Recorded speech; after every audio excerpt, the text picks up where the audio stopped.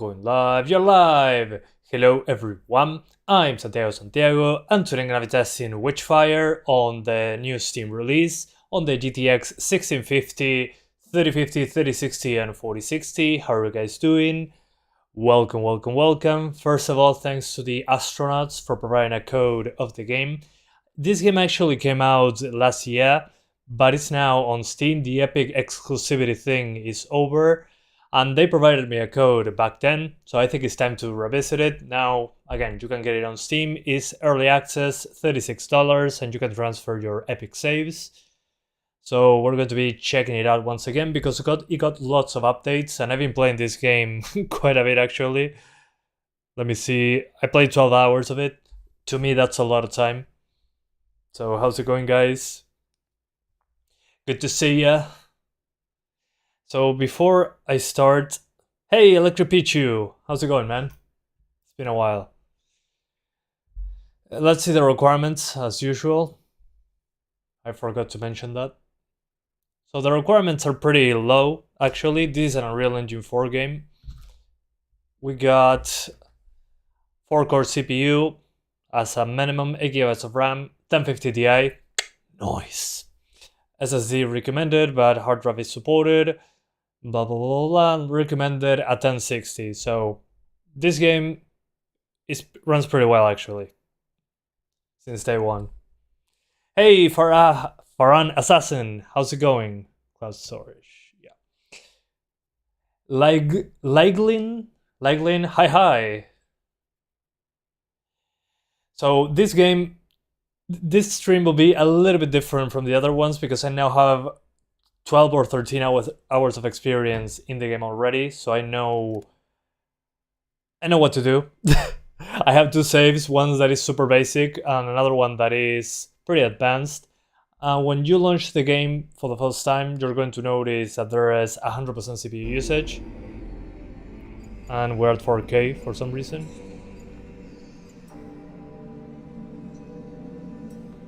Okay, hang on. So as I was saying, you'll see 100% CPU. That's because we are compiling shaders at the beginning, it seems. Let me lower the music a bit, just to be safe. And as you can see, the background, due to launching this game at 4K, it's all broken. That's okay, we can fix that. So we start with the 1650. Let me move my face away from this so you can actually see the settings this time. 4:30 AM there. Where are you, in India? Probably are. How's it going, guys? Flag Monkey. Alright. I don't know why I hate my capture card here. So let me go to the middle of the screen. Sorry, to the left of the screen. So the settings are over there. UE4, pretty simple. XeSS, FSR2, FSR1, and TAAU. On this one, XeSS actually has a significant performance impact, and FSR is too blurry, too chunky. And the graphic settings, let me put it on the highest first. Hey, Sanpan Place, you're from Bangladesh. Okay, makes sense. 1:30 for you, Electric Pichu, holy hell. Yeah, I mean, here it's 7:30 PM, so I was like, oh man, I want to play some Witchfire. So here I am. So it's going to be basically a mix of medium and high. We're going to lower textures to high, just to have some extra there. Effects on medium, because there's a lot of fog on this one. Foliage intensity, medium should be okay. Render distance as well. Reflections, medium should be good. 3D model rendering in menu, this is pretty meh. I'll put it on medium just because it can use a lot of VRAM sometimes. Chromatic aberration, obviously not. Grain, obviously not. Motion blur, no. Sharpen, this is optional. Personally, I think it aids the look of the game pretty well. And the vignette can be turned off as well. So I like the amount of options. This is good. Good on them.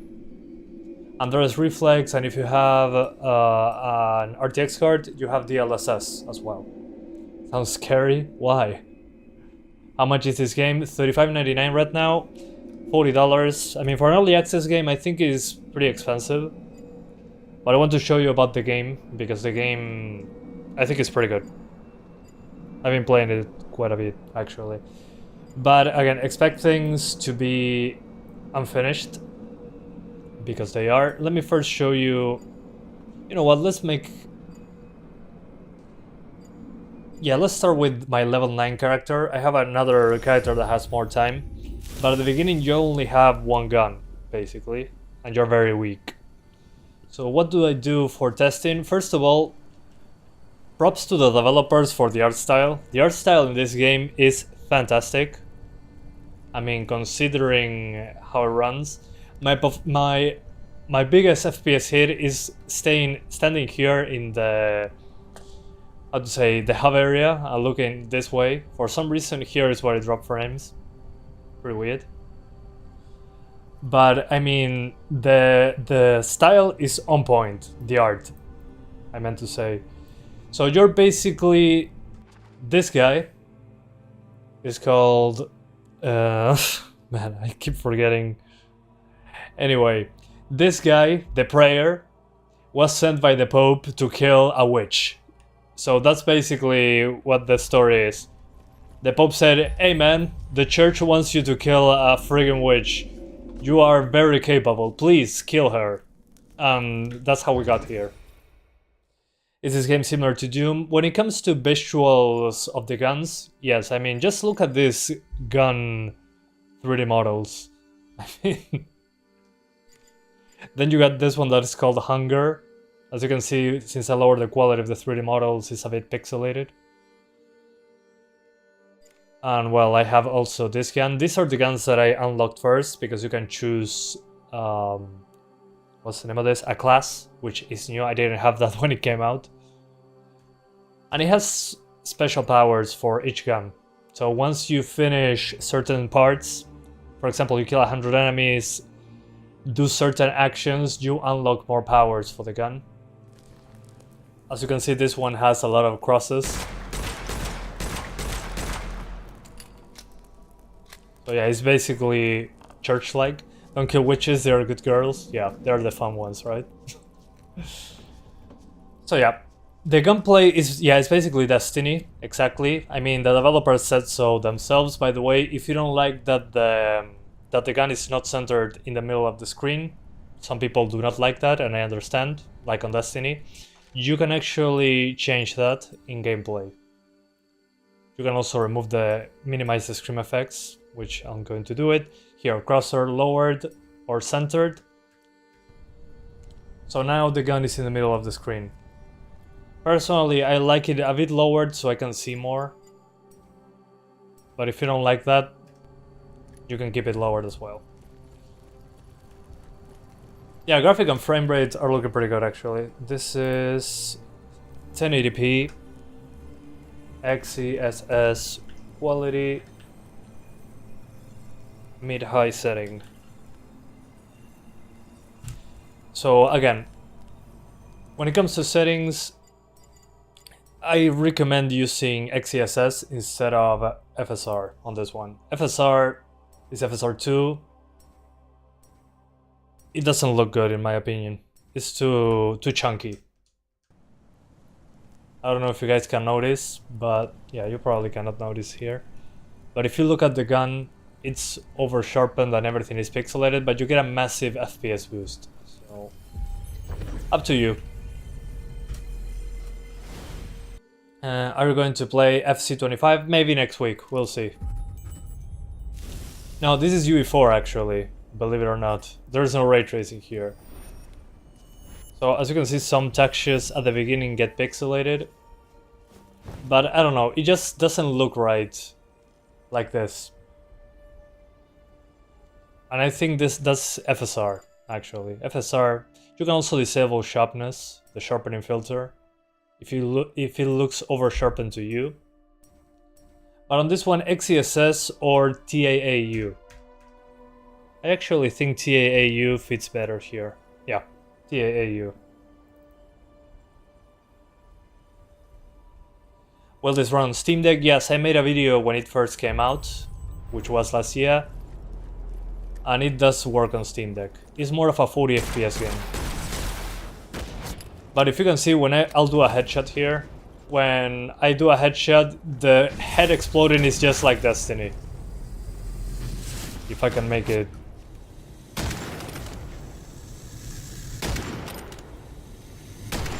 There we go. Yeah, just like Destiny. Those headshots.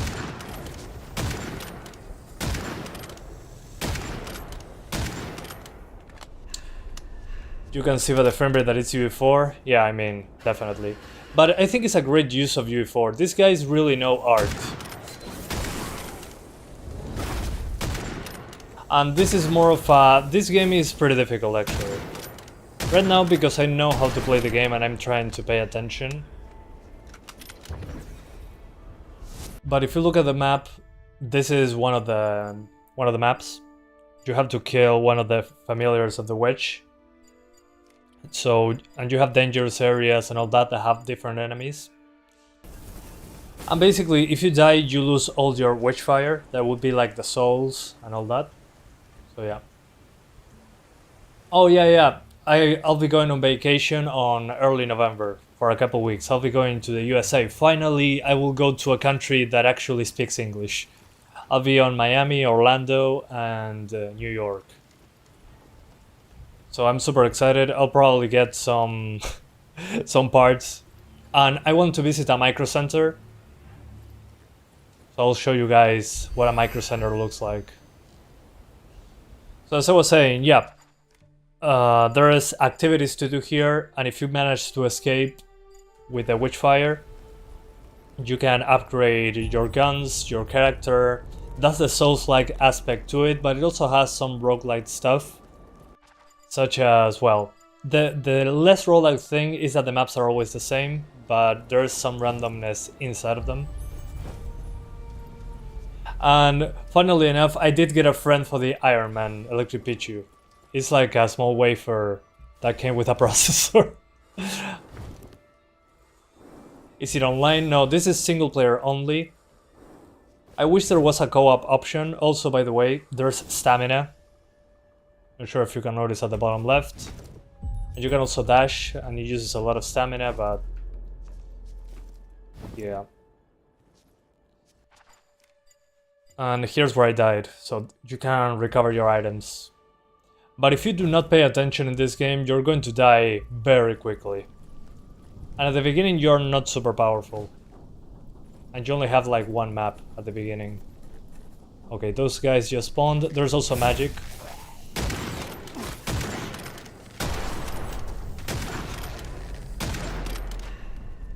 And I need to remap the button for dashing. It's Alt, but I use Control for it. Let me remap that super quickly.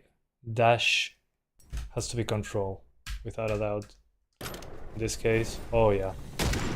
Although you're not going to be dashing much. Because stamina.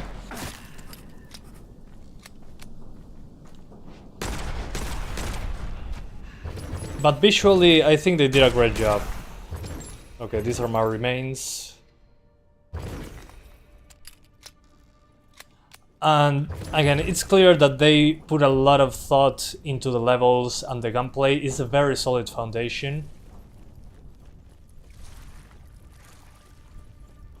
Yeah, Alt is weird for dashing, so I'm using Control. But as you can see here, we still have nice reflections, since the maps are clearly, I mean, baked environments. You have some cube maps with screen space reflections. Actually, in this setting, I think we do not have those nice cube maps. Let's put some stuff on high, actually. Let's put the reflections on high. So look at that. Now the reflection is always there. I don't know exactly what technique that is, but it looks pretty good. Yeah, well-optimized game in 2024, cannot believe it either. But what's the main issue I have with the performance on this one? There's stutter the first time you play, so it has the stutter struggle. Especially when there is new effects on screen, which happens when there is a good chunk of effects happening. In this case, what I was saying about the guns, in this case what I unlocked about the gun is that if you do critical hits and reload, the bullets will be more powerful in the next thing. That's why those bullets are blue. So with this gun they want you to do critical hits now. But let's go back to the portal.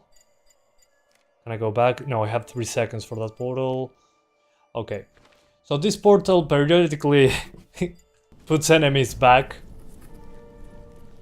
But the idea is not to kill everyone all the time.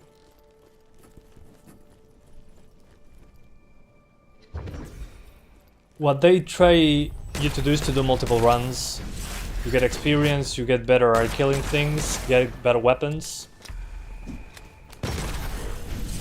And then basically keep leveling up and getting better. So this can get very chaotic very quickly, and the random elements, apart from the enemy spawns, is that if you clear areas like this one is extremely dangerous. You get some modifiers like faster reloading, better dashing. I'll use the other gun. This gun is boring. But it requires a lot of attention, as you can see. They're kicking my ass already. It's hard to read the chat and play this game, actually. This is one of the few games. But as you can see, when effects show up on the screen, it likes to drop a bit. That's why I'm using upscaling. To have a good buffer of time. Buffer of GPU performance, better said. But it looks pretty good. I mean, when it comes to art, they kicked it out of the park. Do map FPS test? Sure. I have another map. Let me first clear this part. Also, I'm noticing that the effects at the medium setting, there's a lot less particles, which should be obvious, but I was kinda not expecting it. Yeah, they're kicking my ass. Let me get out. Jesus Christ. Oh no.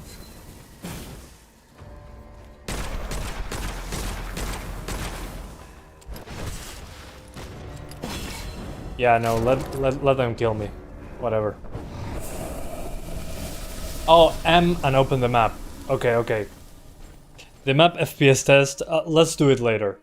So basically the treasure I got is lost, which was coins to do research, and I lost 1300 Witchfire, which will be like the souls. I can come back and get them, but I will be spawned in a different area. So the map is 1000 FPS on the map. So you might want to lock your frame rate so your GPU usage doesn't spike when opening the map. But again, basically in this game you got to level up, which is called ascending. Nice.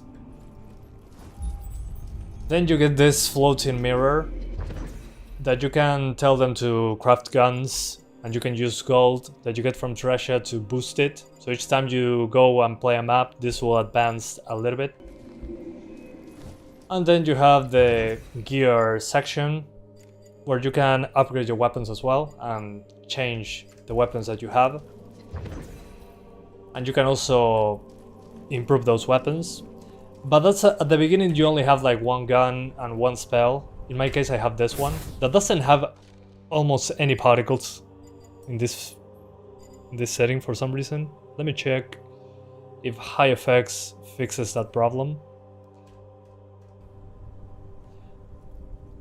Yeah, this decreases the frame rate significantly actually. 57.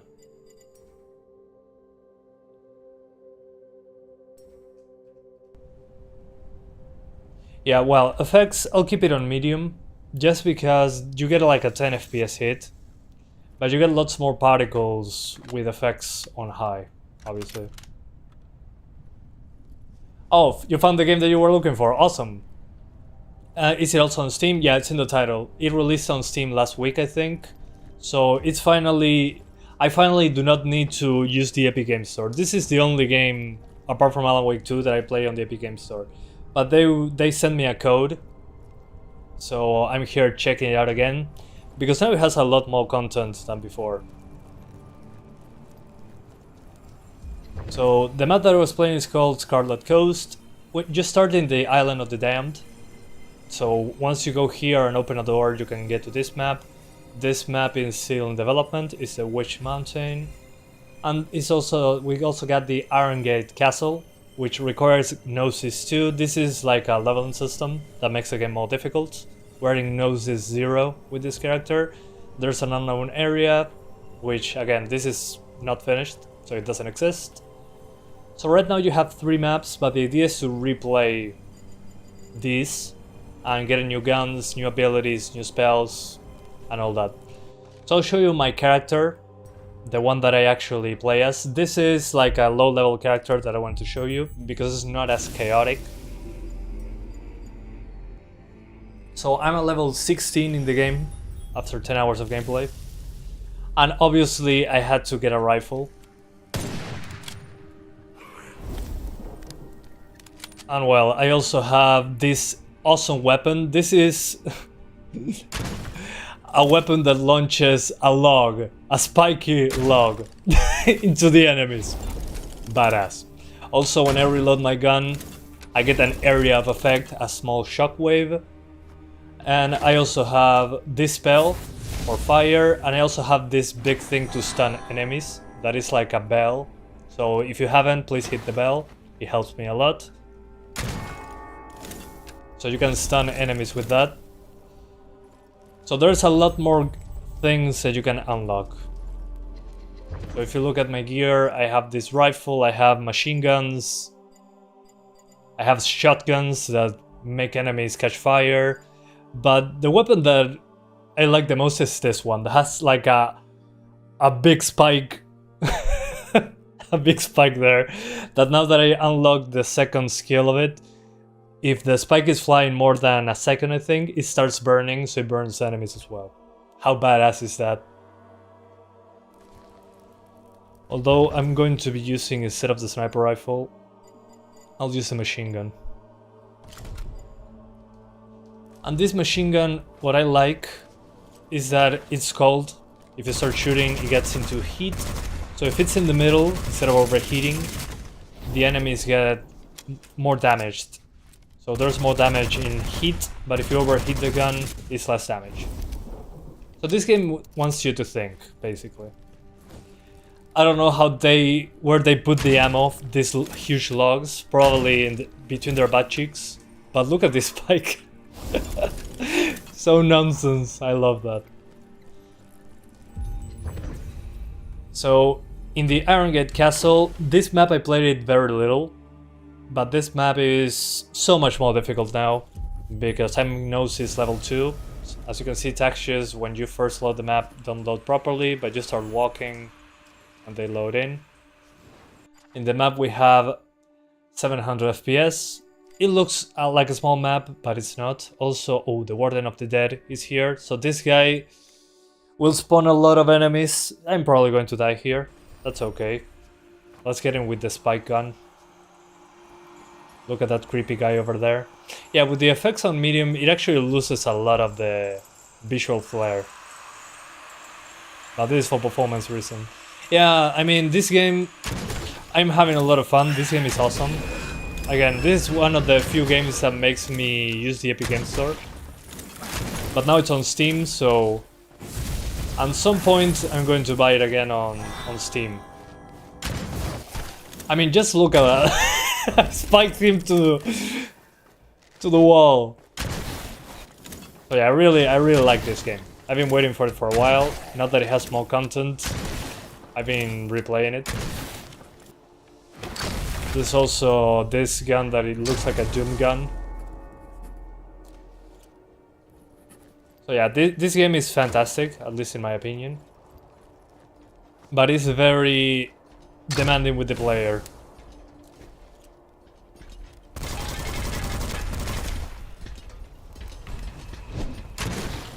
And as you can see, this enemy is very tough. But this is when it gets demanding, when you start seeing particles everywhere. This game really loves the particle system.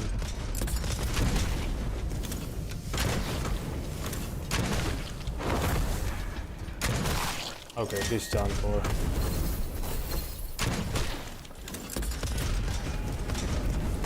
This taken from Painkiller 2005. Well, this is from the people that made the Vanishing of Ethan Carter and the people that made Painkiller. So that's why you got great environments, great weapons that are like gothic medieval things. And well, this gun is basically taken from Painkiller. So yeah, you got it right. That's the reference. So yeah. I mean, if you look at the enemies, they look straight out of Painkiller. Definitely. But this game is very demanding with the player. Let's leave it at that. It requires a lot of attention. Yeah, the physics as well, yeah. This game has been in development for a while. But as you can see, the frame time is getting spiky. Especially, I mean, look at it, all the effects on screen. Oof. Yeah. Yeah, I think I'm going over the VRAM limit actually. This map is quite big actually, in comparison to the other one. Yeah, 1440p should be doable, definitely. I think it will be a better idea. The thing that kind of bothers me though is that the effects are very limited on medium. On medium they are not as many particles. But I like that you can make sacrifices to get a better frame rate. So the settings that I would use if I only had this card would be these ones. Something like this. You can lower the reflections to medium if you want to. If you don't mind lowering the upscaling a bit more, increase the effects. But keep textures on medium. Medium or low. I think we are way over the VRAM limit right now. And I'm using TAAU. You can also use FSR if you want to. I don't think it looks particularly great on this one. And there's also XeSS that performs worse, but looks a bit better. I think TAAU is the best of both worlds, really. No FSR 3 yet. I'm guessing they're going to add that in a future update. I think they're now really focused on adding content. Let's try, as you guys were saying, 1440p. Just to fool around a little. But this is a game I will play at 60 FPS, personally. So with TAAU quality, medium to high settings, you should be easily into the 60s. And when effects show up, a lot of effects in the later parts of the game, you're probably going to have some drops into the upper 50s, but nothing unplayable, I would say. Okay, 1440p now. We're going to keep the same settings, but let's lower the TAAU to balanced, maybe? No, balanced is a little bit too much. Yeah, let's put everything on medium. I'm not going to bother much more than that. Yeah, I think this should be good. Yeah, let's put it on balanced. Yeah, it's going to be 60s at the beginning, but then in the later parts, it's probably going to be pretty hard. And thank you so much, Spencer Walker. Spencer Walker 21. Thanks again, man. Sorry that I cannot read your full name sometimes here. It's a small menu. Thank you so much for the $6.66 donation. That's perfect for a game like this. You forgot about this game, how this does it play on deck. On deck, you can actually play at 40. So that's pretty good, actually. Going higher than that is not really stable. I think we're CPU limited there. This game is from the same people who made The Vanishing of Ethan Carter. Yeah, and also from the people that made Painkiller. And also, some people behind this one are people that worked on Bulletstorm, that super nice action game. You probably heard of it. I mean, just by looking at the environments, you can smell the Vanishing of Ethan Carter, definitely. So if you want to play at 1440p, it's doable, but you're not getting 60s. Unless you use FSR2, but with FSR2, despite the better performance, it looks too blurry. Too chunky, better said.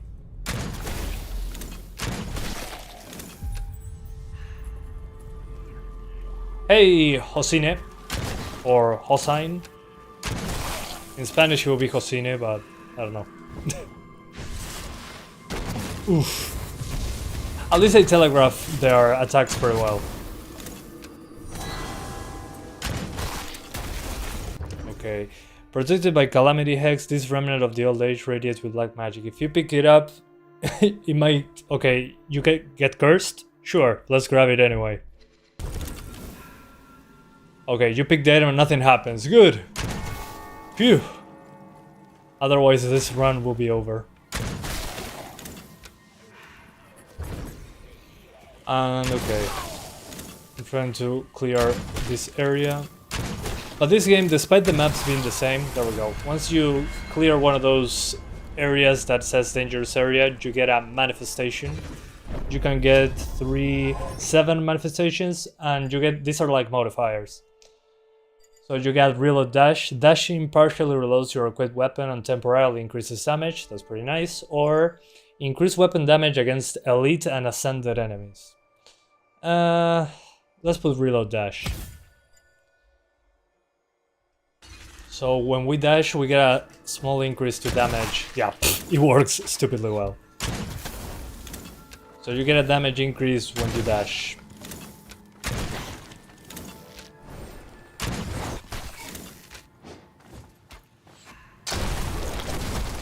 There we go. Yeah, just look at that. I just want to say I love your videos and Steam the benchmarks, they're awesome. Thank you. Well, thanks to you, sir. I appreciate that. It's an honor. What's your 2024 game of the year so far? That's a good question. Let me think. I mean, if this game didn't come out last year, it would be this one, because I really enjoyed this game. Maybe Wukong. I think Wukong is my number 2, but I have a number 1 somewhere, I'm pretty sure. Gatekeeper. Destroy the Gatekeeper. Oh, okay, this is new. I never seen this before.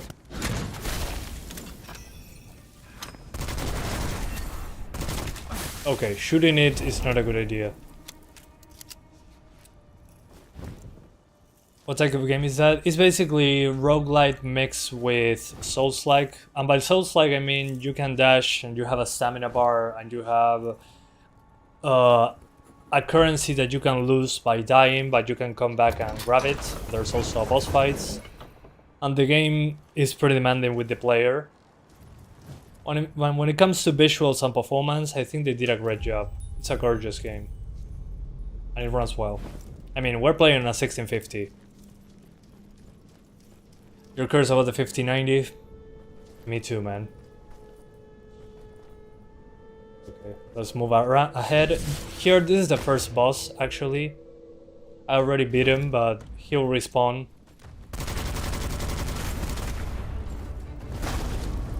But he's a pain in the ass to beat. So after you went through all that, you can do a boss fight if you want to.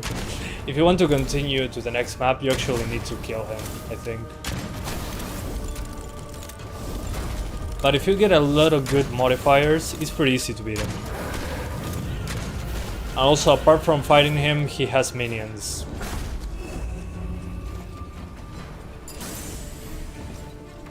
So let's distract the minions first.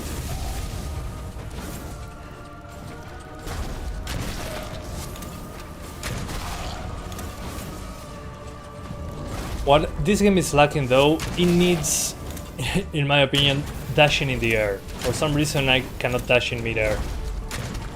That's the only thing I would say is missing.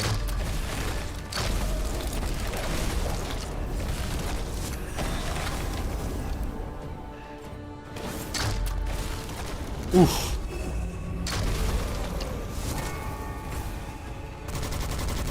Oh yeah, also you need to be close to the enemies with some weapons, otherwise you're going to do 1 damage.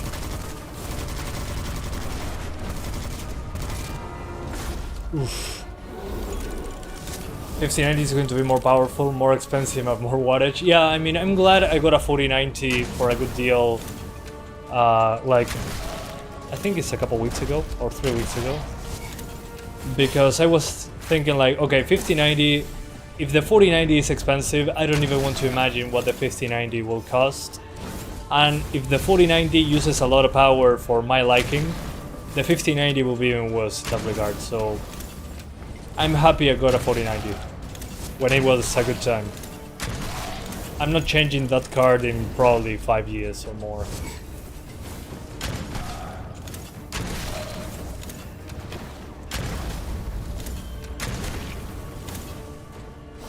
Yeah, it's on early access. Yeah, unfortunately right now early access, but it has made pretty good progress in the last year on the Epic Games Store. Oh, now he has a shield. Great. I actually killed him before he got the shield last time. Oh no. I hope I don't run out of ammo. I don't know what is actually doing damage to me right now.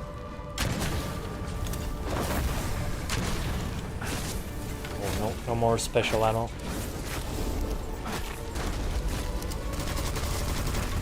But as you can see, this requires attention.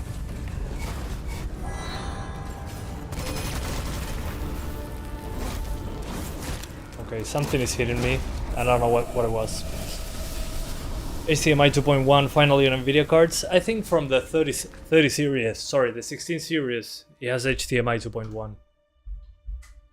High resolution, I would say 8K panels are a thing for now, but not common yet. Yeah, we're very far. I think we're very far from that being common. Even Richard from Digital Foundry was like, I have an 8K TV, and I went back to 4K. Because it was just such a waste. So okay, 1440p and 1080p is fine. On 1080p I'll do more a mix of medium and high, with quality TAAU, and if you don't mind the extra blurriness, use FSR. FSR, in my opinion, looks dreadful in this game, but it runs a lot better. You also have sharpness control for it, but it just looks too chunky. If you're playing on a Steam Deck, maybe FSR2 is a good choice, because it's a smaller screen. But otherwise, I would use TAAU or FSR. But FSR has a pretty large performance impact in comparison. So let's jump into the next card. So, shut it down. 5090 will bottleneck itself. Well, I mean, probably. Also, the new thing at the right is a wafer.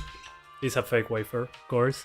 It came with a 9.9 processor. I sold my i7 for a 9.9, so I gave someone an i7 13700F, and he had an i9 14900K, and I was like, oh, I love things that catch on fire. So I added like $200, and I gave him the i7, he gave me the i9, so good deal. I undervolted it, and now it's basically running at 1.25 volts or 1.3. Not even close to 1.4. So yeah, that's the story of the wafer at the right.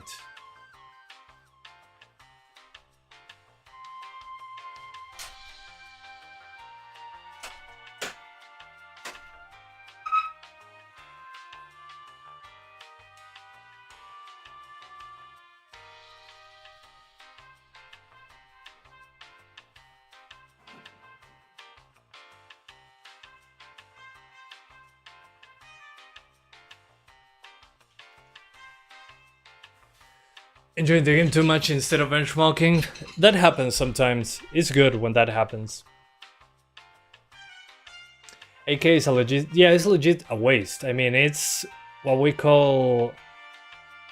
Martin, creo que es el H500. El S340 no lo tengo. Sí, es el H500, sí. Yeah, Iron Man and CPU wafer will give you free FPS. Yeah. 1000% muscle increase as well. I mean, just think about it. My main PC is running a 4090 and an i9 14900K. The 14900K has that degradation issue. That's why it was cheap, but it was used like a couple months because the person got scared and sold it very cheap. And the 4090 has the melting connector issue. Yeah. No, the GPU is screwed in actually at the bottom left. Right there. That screw actually holds it together for a bit. But once I finish the stream, I just remove everything. Okay, so now the 3050, we're going to start with 1080p, and we have DLSS on this one, so first DLSS off, and we're going to play on ultra settings just to F around a little. It's very easy to tweak. In my case, I have it on the Epic Game Store, but again, it's on Steam right now. They ended the Epic exclusivity, I think it was 1 year. Well, now it's on Steam for everybody to enjoy.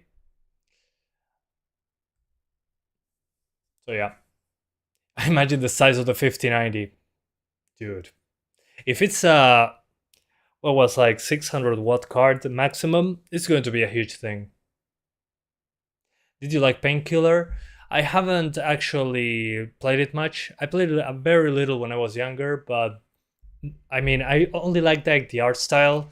I saw the cover art and I was like, oh man, I want to play this game. And that's what it said. It's like, I opened it, played it a couple times, but at that time I was like thinking about, man, I need to finish GTA San Andreas. Well, it took my entire life.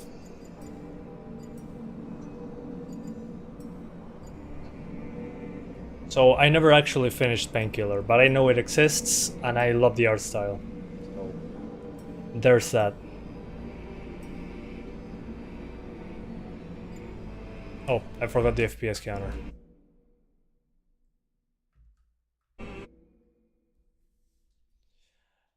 That's me with Skyrim, never gonna finish that game. Man, Skyrim is funny. I always had Skyrim on PC since I had like a GTX 450 or even before, and I never finished the game. But then I got a Nintendo Switch like 10 years later or 7 years later. I finished the game on Switch, then I hacked that Switch and grabbed my save and put it on my PC. It's actually compatible.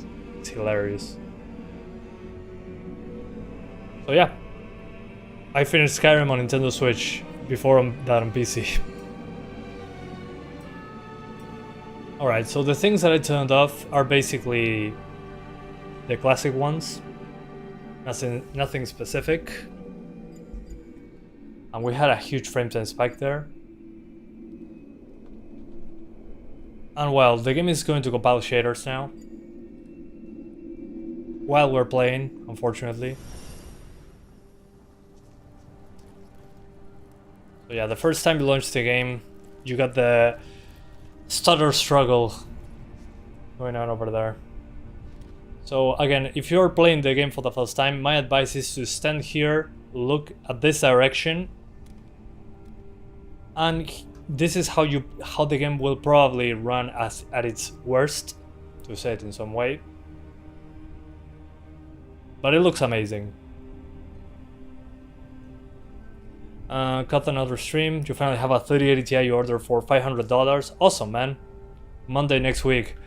I bet you cannot wait like the entire weekend to play that. That's awesome. Also, I think I'm a little bit overkill with textures. And by overkill I mean ultra, because of the VRAM, the frame time. I don't know why it's so spiky. Maybe it has to do with the GPU being maxed out. It shouldn't happen.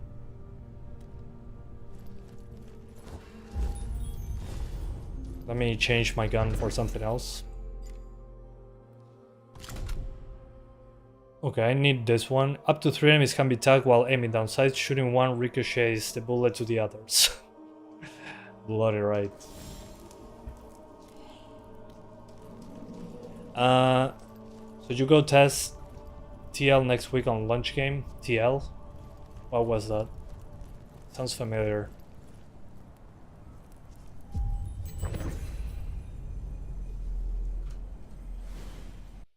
I don't know if you saw my previous messages, but this is just...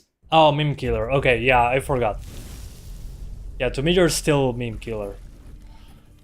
Okay, so Texas struggles to load a little bit, and you get into the level. Happens even on the 4090, so probably a game issue. And since I'm a higher level and I have Gnosis 2, there's traps now.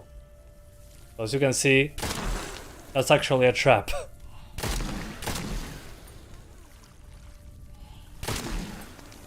So they give you more stuff to be afraid of, basically. But I think it's a gorgeous game. Oops. Also, do not consume mushrooms. This game shows you that you just get... you lose health, but you can still choose to eat the mushroom. Yeah, that water looks nice. That's what you get when you make a few levels and you craft them with high quality textures. I mean, it looks good. Again, this is basically, you have this map. There's more stuff in the map now. This is new. Protective devices. I don't know what that is. So yeah, you have a few maps that they are crafting by hand, obviously. It's not an open world game. And I think that's the biggest advantage for the graphics. You can make it look good without resorting to ray tracing, as an example. And of course, this game, as you can probably notice, has a big emphasis on effects.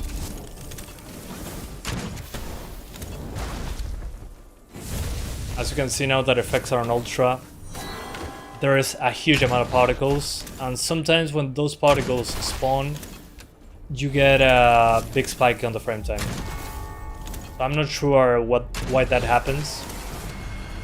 Shouldn't be shader compilation because it happens very often. Final bullet. Damage boost on the final bullet in the magazine. Bullets knock back and sun damage much faster. Obviously this one. El juego, ¿qué dice Francisco? Es un roguelite mezclado con Souls-like, porque da puedes perder tus ítems y tenés que ir mejorando tu personaje y matando cosas random que aparecen en este mapa. Y hay como 3 mapas ahora, pero va a haber más. Y tiene cosas randomizadas. Es un poco largo de explicar, pero está muy bueno. Collect the pendant. If you decide to pick it up, you might... Okay, let's get cursed with the pendant. Okay, you found... Oh, okay. I think I got cursed. And by cursed I mean something will spawn a lot of enemies close to me.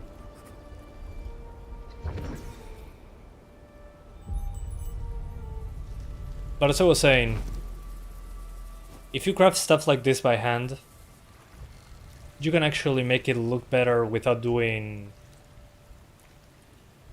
that much heavy processing.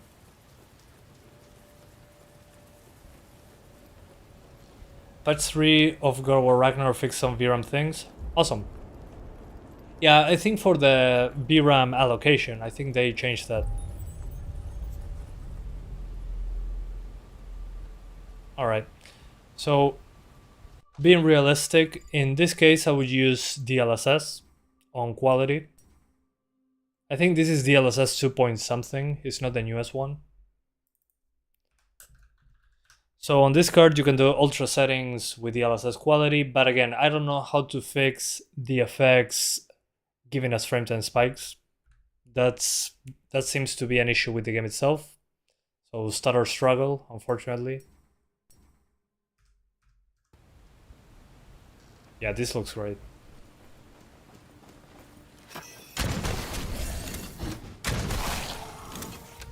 Yeah, when there's a lot of effects like that on screen, as if he falls into his own trap.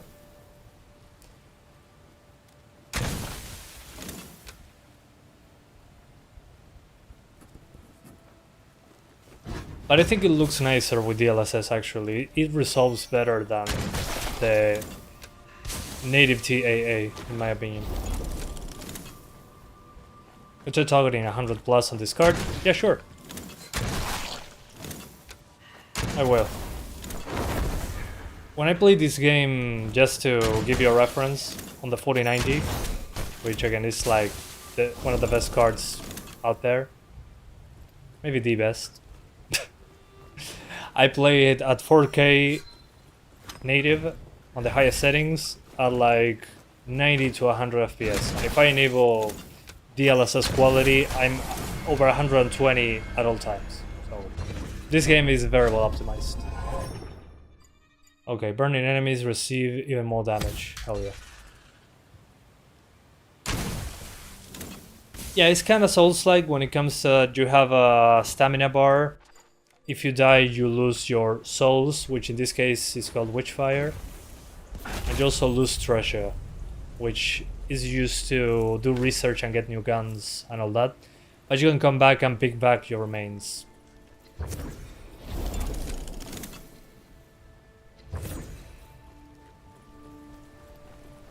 Yeah, Bloodborne meets Doom, kinda. It's like a mix when it comes to art. It has the gunplay of Destiny. Some of the Souls-like mechanics when it comes to stamina and recovering your remains. And then it has that Soulsborne, that Bloodborne Gothic art style. More akin to Painkiller. I mean, just look at this. At these guns.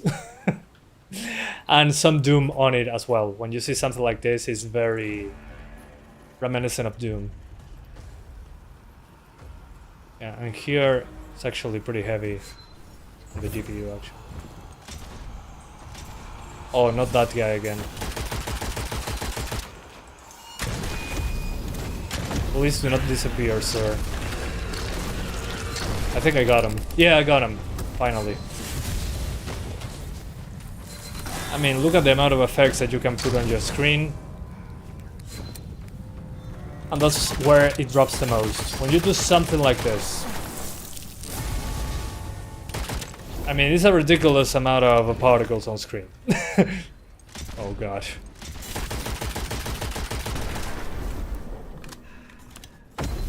Remnant 2 as well. I don't think it has to do anything to do with Remnant 2. We're talking about something else.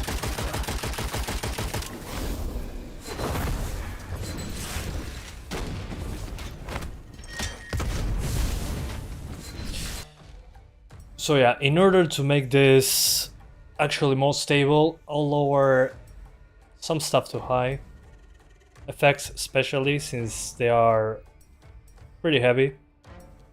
And the 3D model rendering in menu, you can put this on high or medium. It's pretty taxing when you open the menu, but that's about it. So probably something like this. We're going to try 100 plus FPS, don't worry. Yeah, still on early access, but it got on Steam. So now it's on Steam as well. So now it's no longer an Epic exclusive, luckily. But I think right now at least, considering it's early access, I mean there's a good amount of content if you enjoyed this style of game that I'm showing you. But it's $40. Right now it's discounted because it's on Steam, but I think $40 for an early access game is a tall order. I really like the game, but if it's not your cup of tea, you're probably not going to want to pay that for an early access game. It has 3 maps right now. The idea is to go back to them and level up and do all that stuff. And well, as you can see, the randomness of the levels as well. But again, when it comes to content, it has more than before, but it's $40 right now. But personally, I find it very fun. Zero Sum over Painkiller? Well, they're pretty different, right? Okay, so this is one of those things when you're cursed.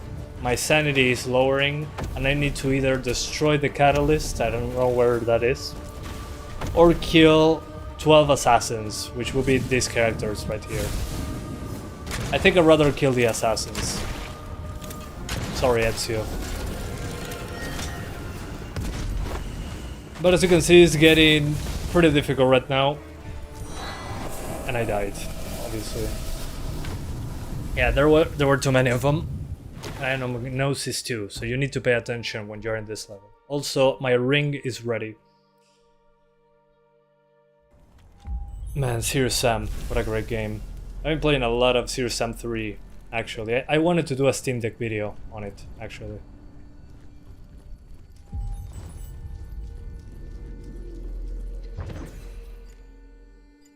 Okay, let's equip a ring. Because now I unlocked the ring that I was researching. Researching rings, whatever that means. Ring of Exerta. Dash leaves behind a delay bomb that damages and knocks back enemies. Awesome. This will make a difference. Alright.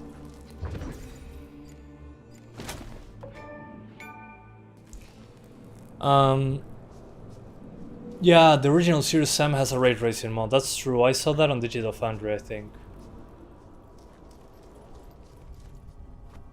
I need to check that out. Also, the Doom 2 ray tracing mod. Alright, so now we're going to target 100 plus FPS. It's going to be difficult. It's going to require sacrifices, such as effects on medium. This will give you a huge performance boost. Yeah, I think basically medium should do it. But again, this comes at a performance at a visual cost. Let's put it on balanced.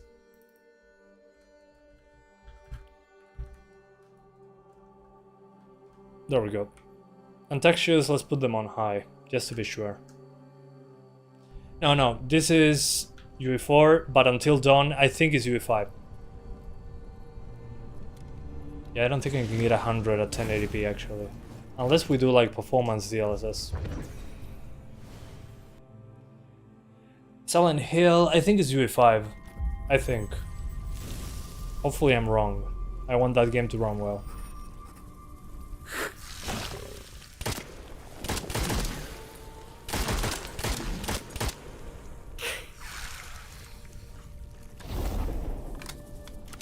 For sure. Yeah, I might be getting a code from PlayStation for Until Dawn. We'll see. If I don't, I'll buy it. I mean, that's what I do generally. I either buy the game if I don't get it from the publishers. If I'm interested in the game, of course. Or if the game is very popular. Luckily, that's happening less and less, thanks to you guys for watching. I mean, when publishers, I ask them for codes, they say yes because they see that you guys are interested in the content. It's actually pretty smooth now. So yeah, I would say 100 FPS, at least in the first half of the game, should be doable. When shit hits the fan, to say it in some way with the effects, you're probably going to suffer. Kill an enemy affected by elemental magic, temporarily boost weapon damage, or weapon damage against elite. No, let's do this. Have a fire thing. Why is performance impact so high from high to medium? Actually, I think I have a theory that it has to do with the effects option. So if you look, I'll show you an example. So now I have 98 FPS, but if I go to video and increase the effects to high, instead of 98 we got 10 FPS less. So the first thing is effects. If you look at the fire effect, that's on high, but if you put it on medium you lose a lot of the particles, unfortunately. Yeah, no, it's not that obvious actually right now. Maybe he has to reload the level or something.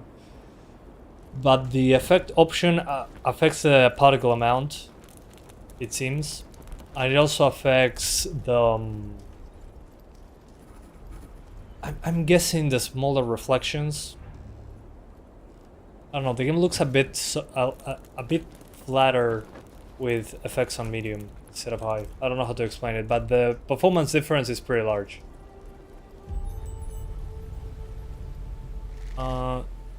Yeah, Digital Foundry could get it better. Yeah, definitely.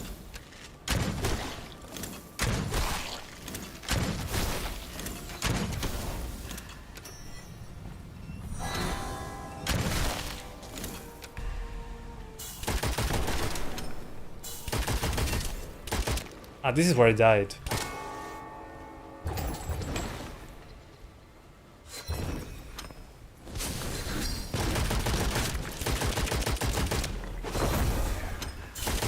And I do not like this gun at all. After using this gun, you don't want to use anything else.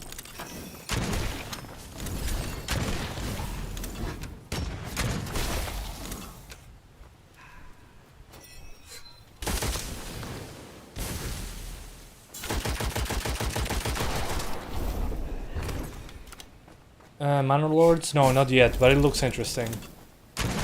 Actually, they offered me a code for Manor Lords. And I was doing something else, I think. And thank you, Hiro, again, for still being a member after 33 months. Holy hell, I feel old now. Oh, by the way, guys, I forgot to tell you about being old. First of all, thanks, Hiro, again, for the support along all this time. Santiago Sape, Hiro Sape. No, I forgot to mention... a couple days ago, this channel became 10 years old, basically. So, I've been doing benchmarks almost daily for 10 years now. I started with the 750 Ti, what the? with Dead Rising 3, I think, and Assassin's Creed 4. And since then, I've been doing videos almost daily for a decade. Yeah, what the hell? Am I right? That's how I can tell I'm old. Can check if 90 plus is possible with higher foliage? Sure. Foliage density on high.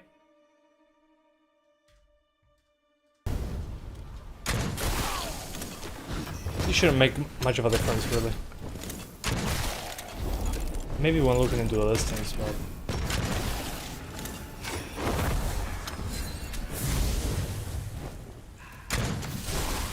I mean, it feels pretty smooth on medium. As long as you don't crank up those effects and you keep the resolution in check. And also, guys, by the way, this is definitely a Kako demon from Doom.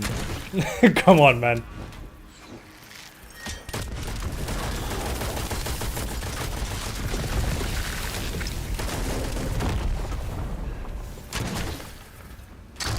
Oops.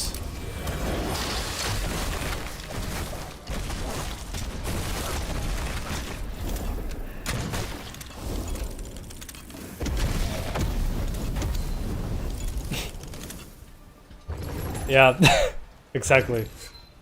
Yeah, maybe I might do a special stream to celebrate 10 years of Santiago. Yeah, I want to give away a couple games, maybe. I think I have a few codes of Dead Island 2. And I think I also have one code of Horizon Forbidden West. I think. Don't quote me on that.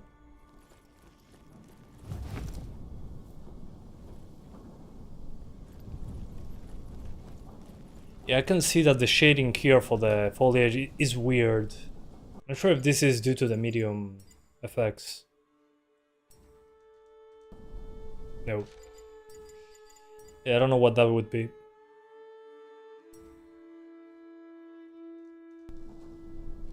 Also, there's a mod to remove fog, but I think it just destroys the atmosphere.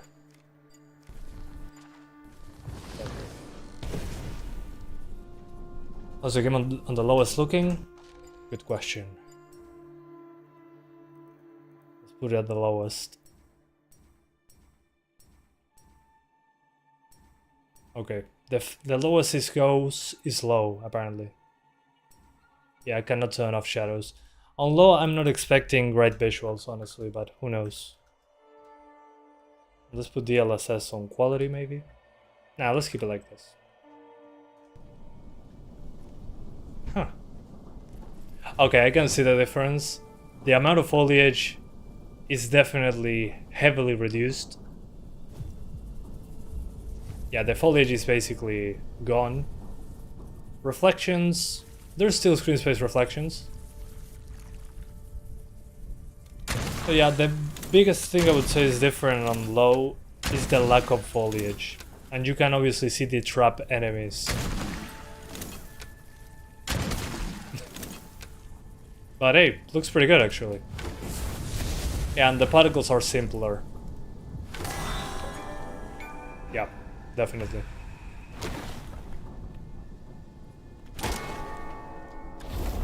Interesting. Yeah, the ground also looks simpler because there's no foliage. Gracias, Edu, se agradece. Win a special 750 Ti live stream. That's a good idea, actually. And I think this game will run on a 750 Ti, no problem.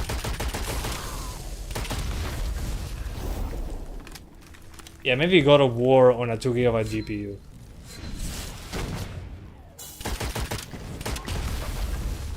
So yeah, low doesn't look half bad, actually. Although I wouldn't go to the lowest. Just due to the foliage amount. I'll just put it actually on medium. Yeah, if I increase the detail level, the ground actually has more depth to it and more rocks. Interesting. Also, the shadow resistance is poor in comparison, but again, if I change the foliage density, I mean, it already looks great with only increased foliage. The most obvious one has to be foliage.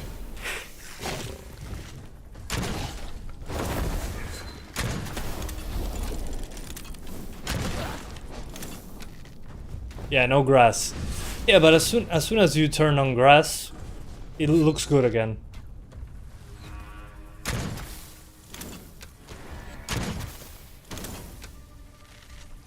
I mean, yeah, and the shadows, yeah, you can see that they are very soft shadows.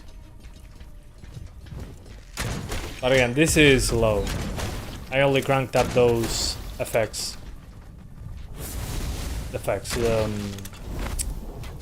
Oh man, the foliage.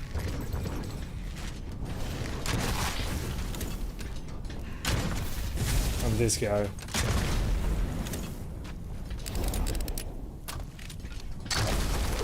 Frick you, sir. Oh, I burned the other enemies. Okay, before I die, I should leave this map. Oh man, the portal is closed. I need to go there. Yeah, you can do frame gen on the Nvidia cards on the 40 series in this game. I'm guessing you can mod that in for the other one, for the FSR3 DLSS swapper frame gen thing. 1440p now. Wait, was I playing at 1440p the whole time? Guys, I made a mistake. The port that I just showed you was 1440p with balanced DLSS. I feel like an idiot now. Sorry about the mistake. This was 1440p across the board in this card. So I've been playing 1440p, thinking that it was 1080p. So 1080p with ultra settings on quality DLSS. Yeah. It's over 90 across the board. At least looking into the distance, not across the board. So yeah, you can just lower the effects and I think you'll be done with it. Although the effects on high look so good. I mean the amount of effects. So that's hilarious, actually. Yeah, somehow it looked better than, yeah, than balanced. Yeah, this is actually probably the sharpening. So let's put this on a mix of high and ultra.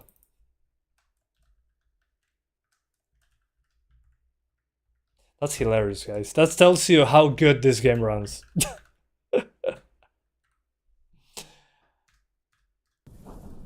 If you play this on something faster than a 4060, your GPU will basically be idling, waiting for you to do something.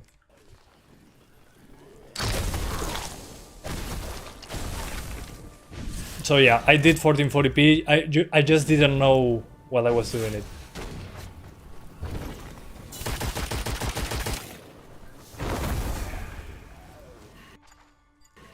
Okay, I'm gonna take the right. Yeah, and some effects kind of broke with all the settings that I changed. Oh, there's the portal. Okay. It has more than 8 GB of VRAM, yeah. I hope. I hope it has. I hope the 5060 have more than 8 GB.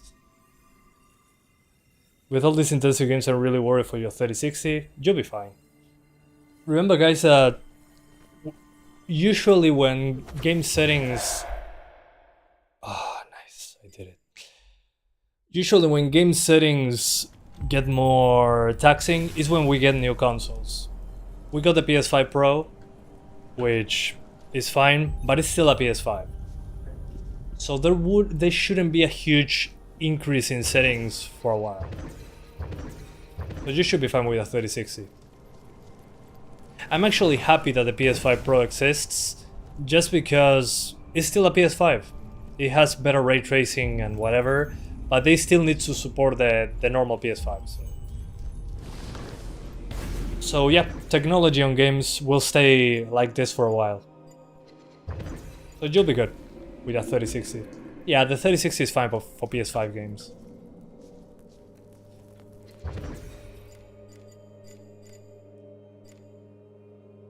Okay. So yeah, if you're looking for 1080p with DLSS quality, it runs very well. Also, I'll disable the annoying options such as grain, chromatic aberration, and motion blur. And the vignette. There we go. The Xbox Series S is also kind of holding things back a little. Yeah, that's why I like the Series S. Actually, I forgot something.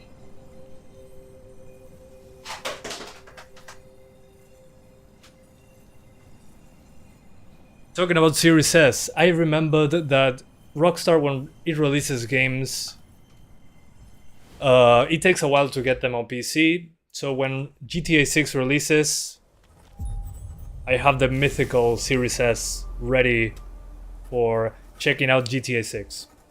Literally, I bought this for $200 in Uruguay, which is super cheap. This console new is like 500 in Uruguay. I got it used for 200 bucks. This is my GTA 6 console. That's the only reason I got it. Yeah, textures are broken. Why are they broken, you might ask? I wanted to show you this. I don't know why, but it happens on the 4090 as well. So you start walking and they will load in. I think they need to fix them, but as you can see, I walk over them and it's fixed.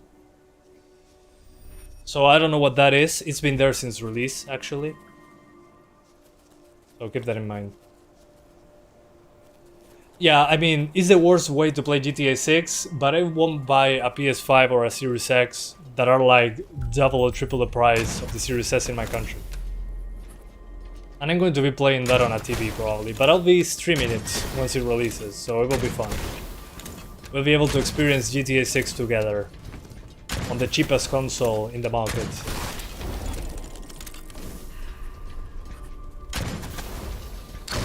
And I forgot to get the shotgun, actually. Yeah, for 200 it was super cheap. I mean, it was a no-brainer. I went to the guy's house to get the Series S. And he had it under a TV, all dusty. It had a blue controller, which was super nice. And the guy was like, oh yeah, I play Fortnite. And I was, okay. And he also had, what else installed? He didn't even play Warzone, only Fortnite and Roblox, I think. And the guy was like 22 years old.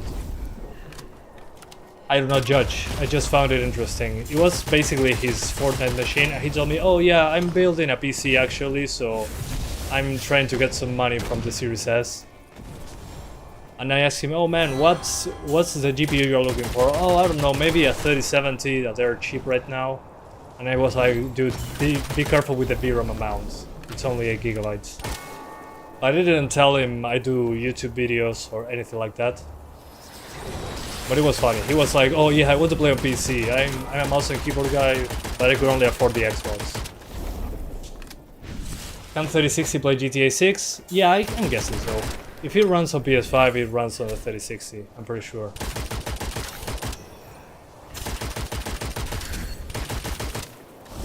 I'm pretty confident it will work fine. The Kakadino.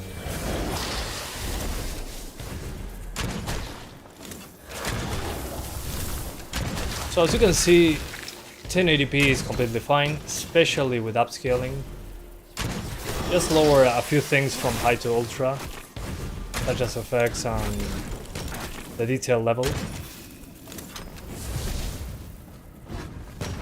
And you should be good. Oh man.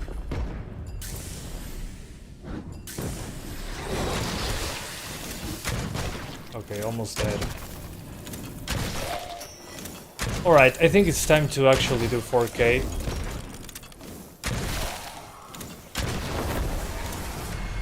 Let's do 4K. Crank that DLSS. I mean, it's on quality. Damage boost on final bullet in the magazine. Sure.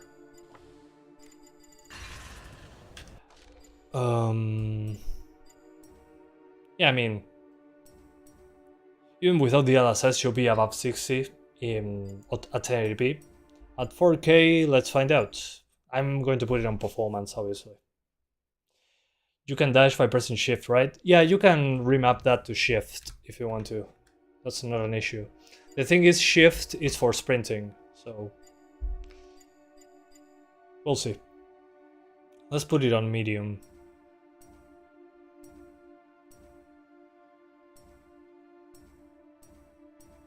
Voltage density, let's crank it up. Yep, there we go. So basically medium settings plus high textures. And this is 4K DLSS performance.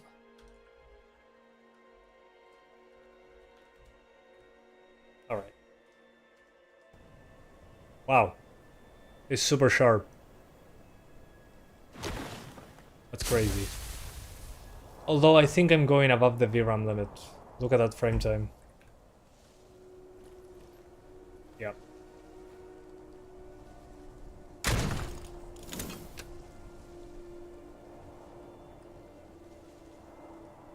Yeah, I went above the VRAM, actually. Oops.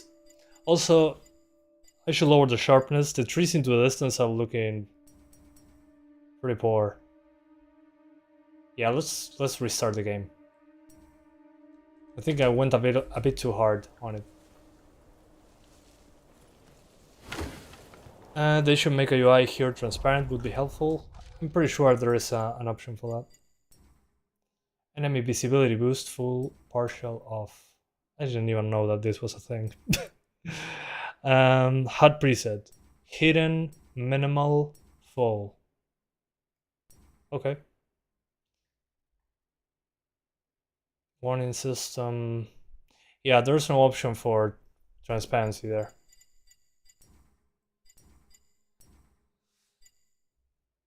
You got the workstation for 75? Wow. P520 with 8-core 16-thread Skylake W Xeon. Oh yeah, the Xeons are very popular when it comes to budget builds. They use old memory. And basically companies don't use them anymore, so they get it super cheap from the IT departments. Or from, yeah. Yeah, Marketplace, I think, is nice, but in this country, in Uruguay, if you want to get one of those cheap Xeons, you need to import it from China. Because in Marketplace, all those sellers know that you're buying it from China, so they pump up the price. So they can sell you 4-core 6 threads, pretending it's 2013. You're watching in 1440p. Looks good on YouTube. Good to know. Yeah, I tried 4K streaming as well before, and 4K streaming had too much latency with you guys. So if I wanted to talk, I was like a minute late to the conversation. So I'm glad. This is I think it's a good balance. This is a 30 megabit per second video, AV1, 1440p, so YouTube shouldn't have an issue doing a good job with the visuals. Okay, medium to high, basically, with performance DLSS at 4K.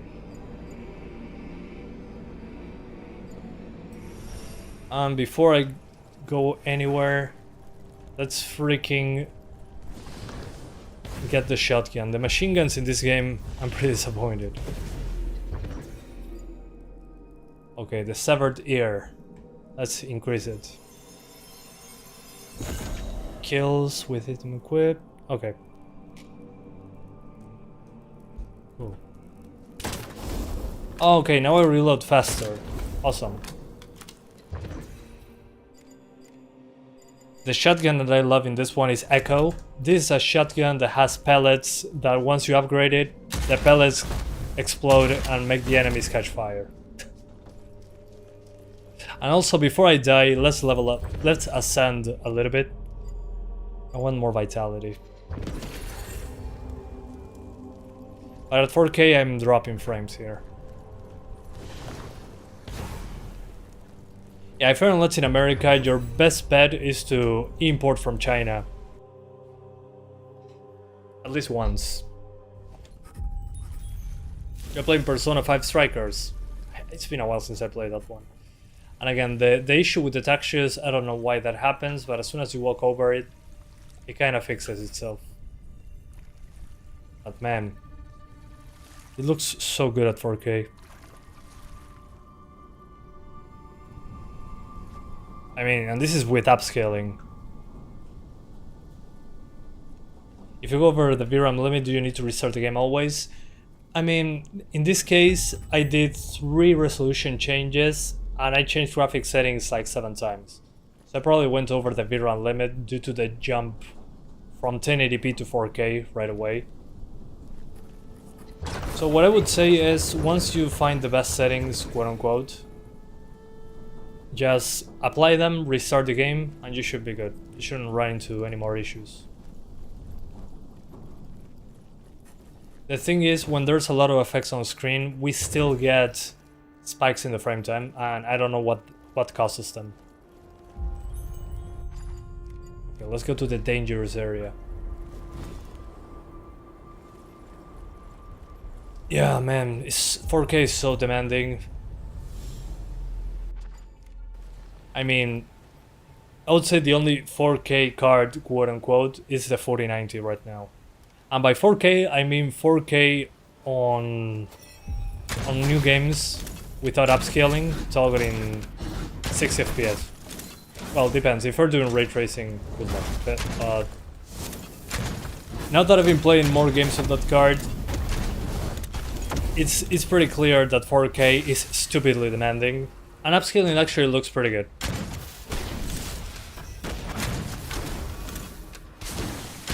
So, believe it or not, even if you have 4090, you're going to use upscaling anyway. It still looks almost the same to me. It makes no sense to play native 4K nowadays, I think.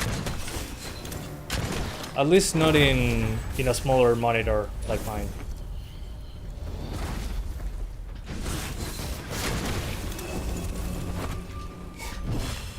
Oops, wrong button.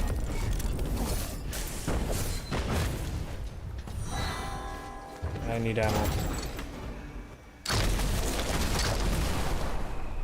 I mean, just looking at the amount of effects, I think you understand what I'm talking about.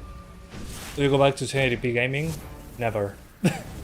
I mean, since I had the... Oh, I'm so dead. Oh, I'm not. Since I got last year the 4070 Ti?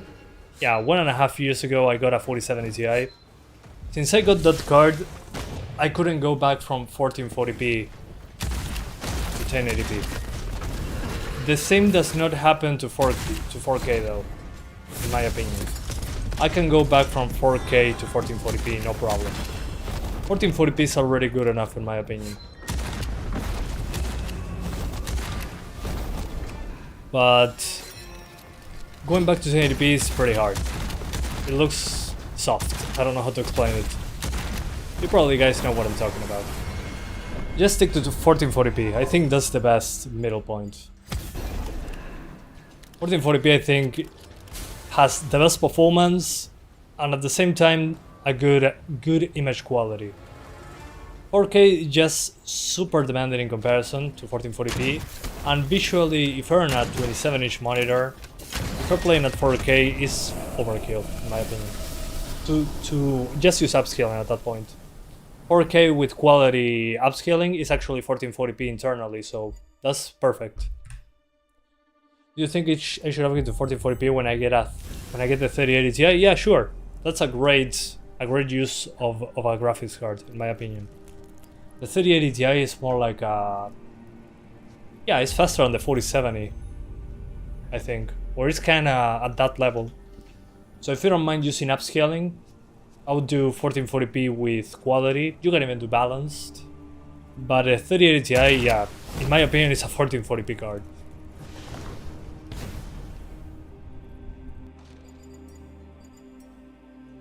Okay, time to swap GPUs.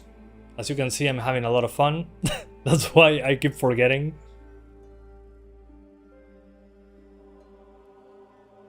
Let me lower some stuff first. Chromatic aberration, screw that. And let's apply the resolution. You can go back to a single monitor after getting a second monitor. It's such a game changer. I agreed completely, 100%. Same here. I'm using two monitors right now. One is the chat and the live stream, and the other one is the game. I mean, I usually have something else in the second monitor going on. It's impossible not to do it now. And my friends, many of my friends and family members told me, hey, why do you have two monitors? That's so unnecessary. And I showed them how I use two monitors, and they were like, oh. And now they have two monitors.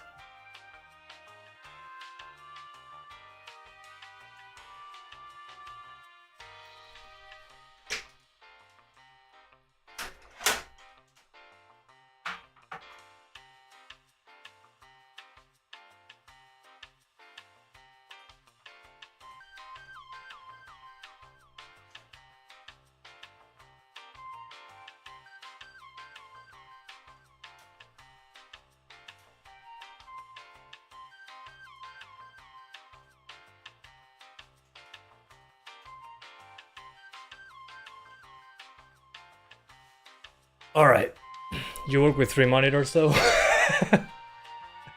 That's a lot. Three monitors I think is a little bit much, but if you use them... But that's just me. Three monitors, I don't have enough stuff to put on a screen.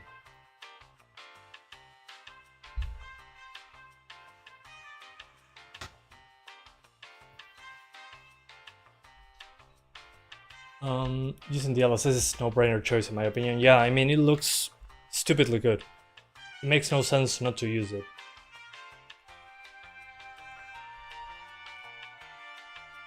Some designers have 4 monitors for work. 4 monitors! Well, I saw builds on the internet with 6 monitors, and I was like, what's the point? But they probably have a use for it, I guess. Alright, 3060, we're going to start with 1080p Ultra.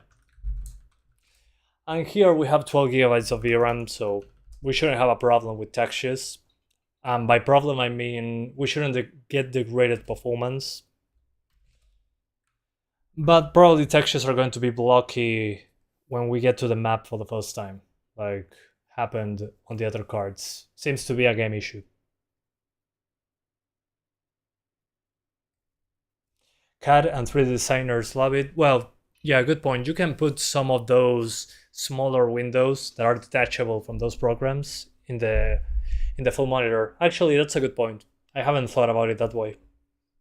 Yeah, now that I remember, I'm doing some stuff on Unity for the company I do freelance work for, and it has so many windows, and you can actually detach them. So you can have the inspector in one monitor, maybe, or yeah, or the game view in one of them. It actually makes a lot of sense now that I think about it. Okay, 1080p Ultra, not the DLSS, LW, oh, 1440p, obviously. Let me go back to 1080, for real this time. What is better, 1440p at quality or 4K at performance? I'm not sure. I'm inclined to say probably... It depends on the monitor, really. If you're doing that on a 4K monitor, probably 4K with performance will look better. But technically, when it comes to amount of pixels, 1440p should be superior, I think. Or is it close to the same? Hold up. I need to clear something in my mind. 2440... 1440. 1440 times 0.67? 67? No, actually, 4K performance DLSS looks better than that. Yeah, it's a higher pixel count. But 1440p runs so much better. There's no point, in my opinion, right now at least, to do 4K. Especially with, I mean, think about it this way. Again, I've been playing with a 4090. I played Alan Wake 2. Alan Wake 2 is one of those demanding games.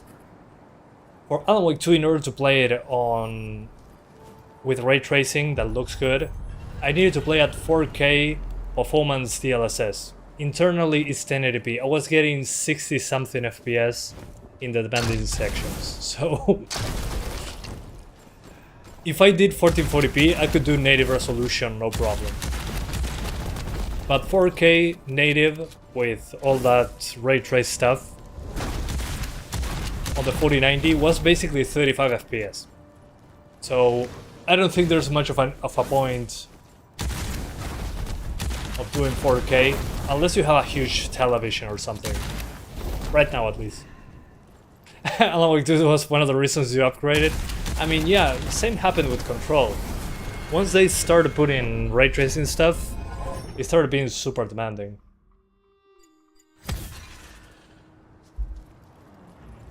Same here. Usually when I want to try my GPU, I boot up Alan Wake 2. And in the forest, it's stupidly demanding with ray tracing on.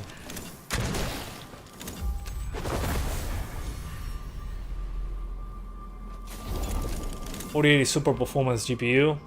That will be closer very soon, especially the 50 series, I think.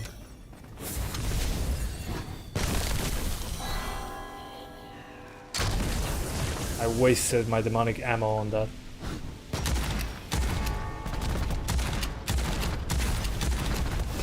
Well, as you can see, at this resolution, we're okay. This is 1080p. We're playing on Ultra.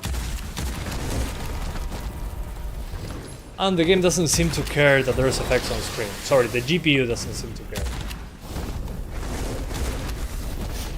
Yeah, when you get close to the particle effects... Oh, I'm stuck. Oh, there's an enemy behind. Never mind. No, I'm stuck.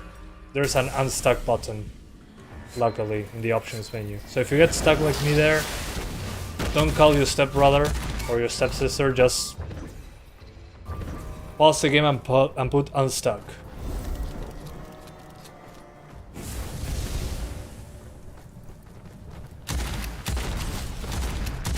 So what was I saying?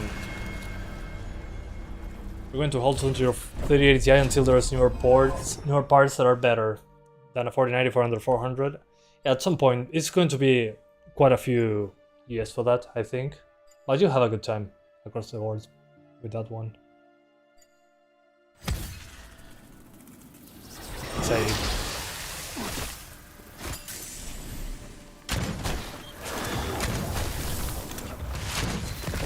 Oh yeah, the particles. When you get close to the particles, there's huge performance drops. You can remedy...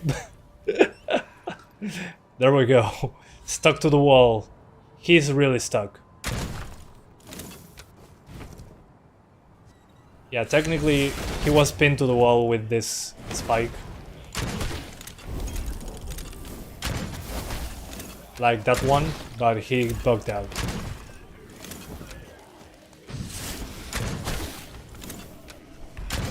As you can see, that's how the gun works. Switch a lot from your 1440p monitor to 43-inch 4K TV depending on the game. Yeah, exactly. I mean, if the game is too new, usually 4K is a bad idea because the performance hit is so large. It's crazy how much more difficult it is to render 4K. And well, and if we're talking about resolutions, 8K is even harder to do. Weapon kills partially reload the magazine. Oh yeah, I'm taking it. Yeah, the game is... I love this game. I've been playing it since it came out on the Epic Games Store. Now it's on Steam. I think it's pretty damn good. But it requires attention. So as you can see, 1080p is fine. Things that I would do to be closer, if you're trying to do like 100 or something like that, DLSS quality, you can ignore this if you want to. Detail mode, shadows, effects, and reflections to high. And this should probably keep you above 100 even with effects on screen. So this would be high ultra. DLSS quality. And again, this one with DLSS, despite not being DLSS 3, I think, it still looks pretty damn good with DLSS on. Let's see. Yeah, effects close to the camera is still fine, it seems.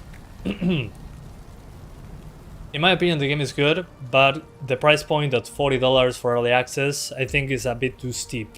I would wait a little bit longer. Personally, since I love the game, I would still pay those $40. In this case, I didn't have to because they already provided a code, so thanks to them. But I'm probably going to buy it on Steam, just to support them further. I don't know, I just like this game too much. What the hell is that?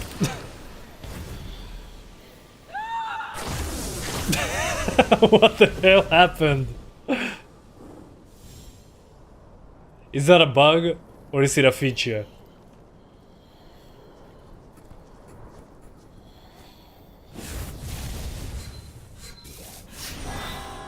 Oh, I think it's those seeds. Okay, I gotcha. Those were traps. I thought I was losing my mind for a second. 48K monitors, 12K monitors. Okay, yeah, even with the lowered resolution and settings, we drop into the 90s. So if you're trying to get 100, you'll be there, but when effects show up close to the camera like this, it'll drop. I don't think it's a huge deal, but definitely noticeable. So 1080p is fine. Let's do 1440p now. Let's go full 1440p. And I'll keep the settings like this. No need to go to ultra in my opinion. Yeah, the 4090 at 12K or 16K. I mean, 8K is so stupidly demanding. I've been trying 8K on, well, if you saw my videos before, in Batman Arkham Knight. And it was over 60 at 8K. But 4K was like 130 FPS, so it's an older game. But even then, I don't think it's worth using 8K. Just gets rid of shimmering, yeah, but you need like a 120-inch monitor, or sorry, TV, in order to appreciate it. But if you use upscaling, just think about it. 8K on performance DLSS is 4K internally, I think. Yeah. And ultra performance at 8K is 1440p. And those look incredible. They look better than native 4K. 32K or go home. I mean, just imagine the amount of pixels that is. If 8K with performance, sorry, with ultra performance upscaling looks good,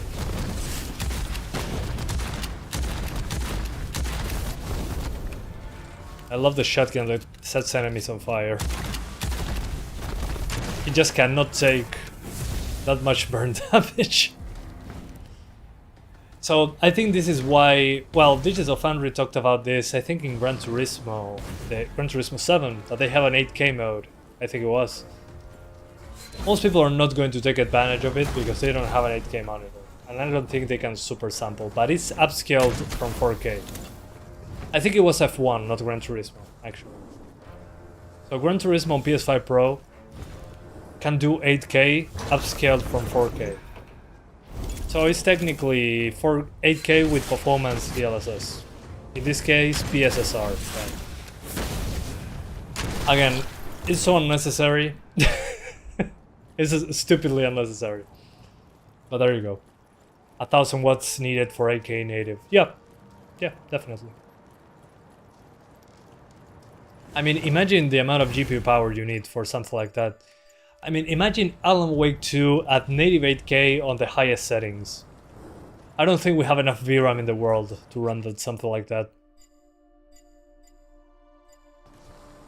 At least not right now. At some point it will be easy to render, I guess, but still. Okay, I need to get out of the island before they get me.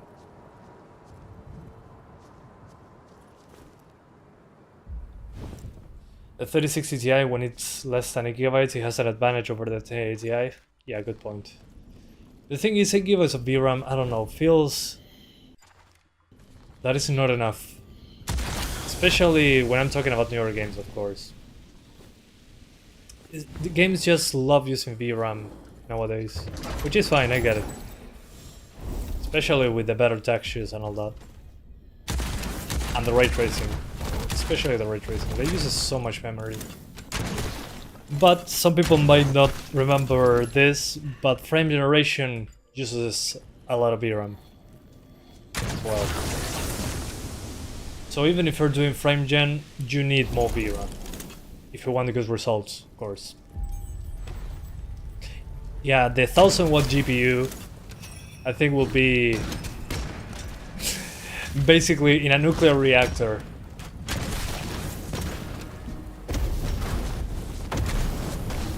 Oh god. This is bad.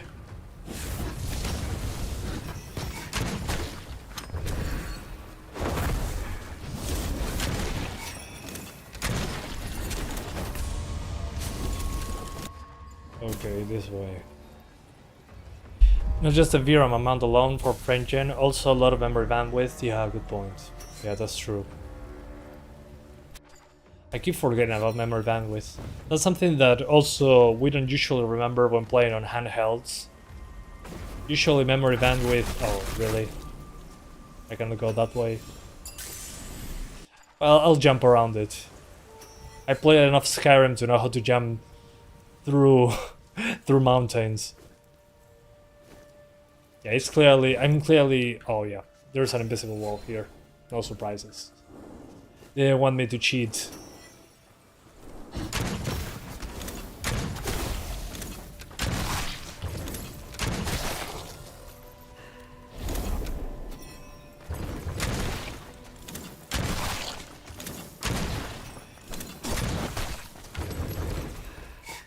Yeah, that thing is not going down. Yeah, that's not happening.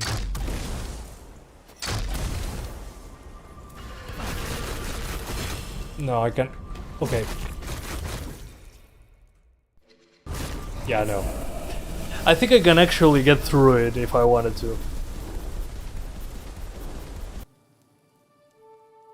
Cheating is very fair outnumbered. Good point. Even the 4080 is a little bit bandwidth bottlenecked. Thing. Well, yeah, if you're doing 4K and ray tracing, it kind of makes sense, actually. Now that you mention it. It's so funny that we can say that, though. Okay, what's here? Iron Cross. Spawns an Iron Cross with lightning bolts and can bind all nearby enemies to it. Let's grab that right away. Screw the curse spell. Let's see. Okay, perfect. The power of Jesus.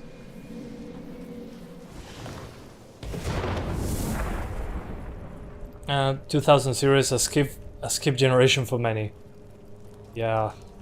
It's so weird to think that it was so long ago now that we got the 20 series GPUs. Feels like yesterday.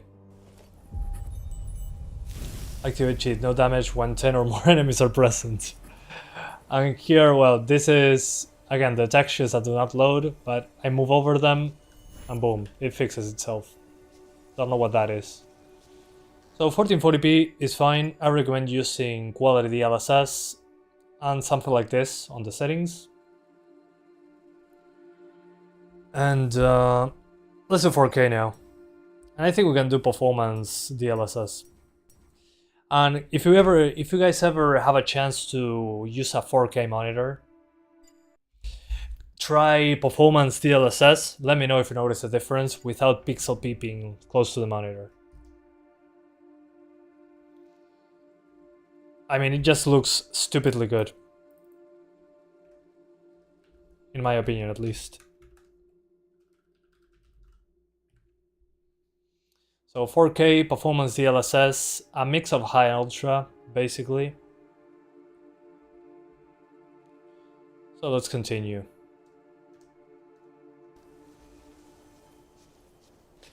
Well, I can now notice that we have some spikes in the frame time, maybe because of the resolution change, I don't know. But it looks insanely good with performance DLSS at 4K. Hello there, sir. Get pinned to the wall. Badass.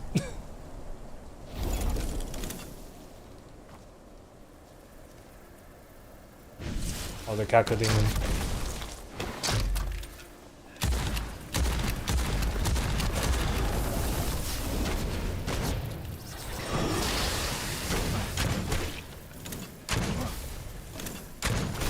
There we go. With these two atoms. You're eagerly awaiting Strix Point Halo, finally 256-bit bus on handhelds. Is that the Z2 Extreme? Or I'm missing something. You only have dual 1440p. Oh no! It's funny. I remember the first game I played at 1440p, I think it was Splinter Cell Conviction on a 750 Ti. It was on a 1080p monitor as well, so I was like, dude, it looks the same, just no aliasing. And that was like 10 years ago.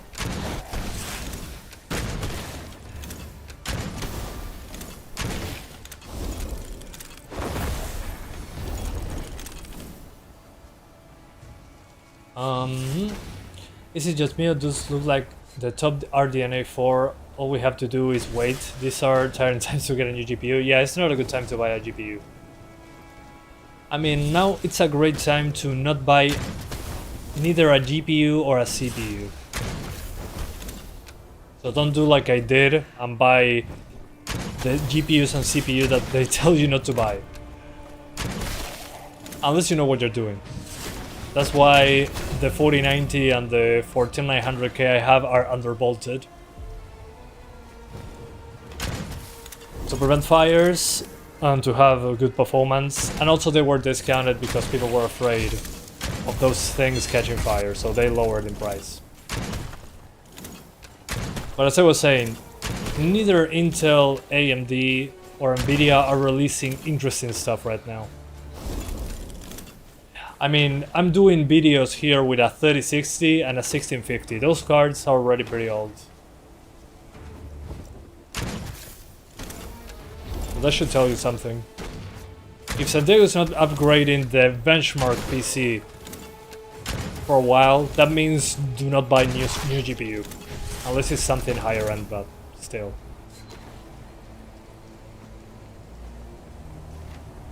You're just saying by judging by the great performance, this is not real Witchfire right now, this is UE4. But I mean, I don't know, what do you guys think? Considering, I mean, this is not UE5.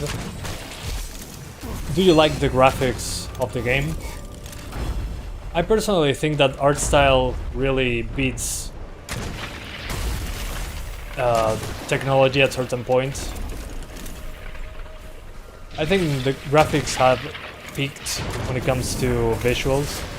Now we're just polishing.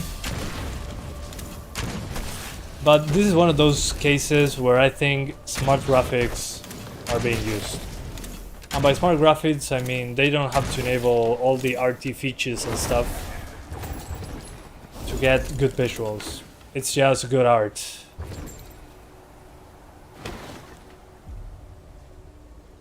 I mean, if I didn't tell you it was U4, maybe you wouldn't notice. Maybe looking at the lighting, you might have noticed, but I don't know. PS5 Pro seems like such a mid upgrade. Yeah, same with the consoles. Why buy a PS5 Pro? To play Final Fantasy VII Rebirth with a decent resolution. Just wait for it to come to PC. It will come to PC at some point. It always happens with Final Fantasy stuff so far. Yeah, Elden Ring has a horrible implementation of ray tracing in my opinion. Yeah, I agree. Although the grass looks nice, but the performance hit is so large. Elden Ring is a nice reminder that games do not need path tracing to look good. I mean, I would say Elden Ring visually, it's okay. It's nothing outstanding. They make a great use of art with that engine of theirs on Elden Ring.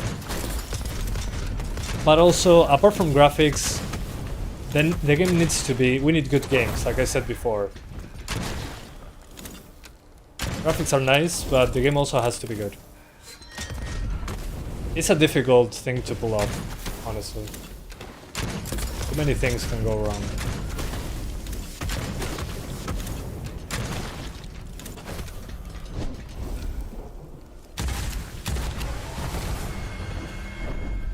Realistic character models now appear more uncanny than realistic. Yeah, that's a good point.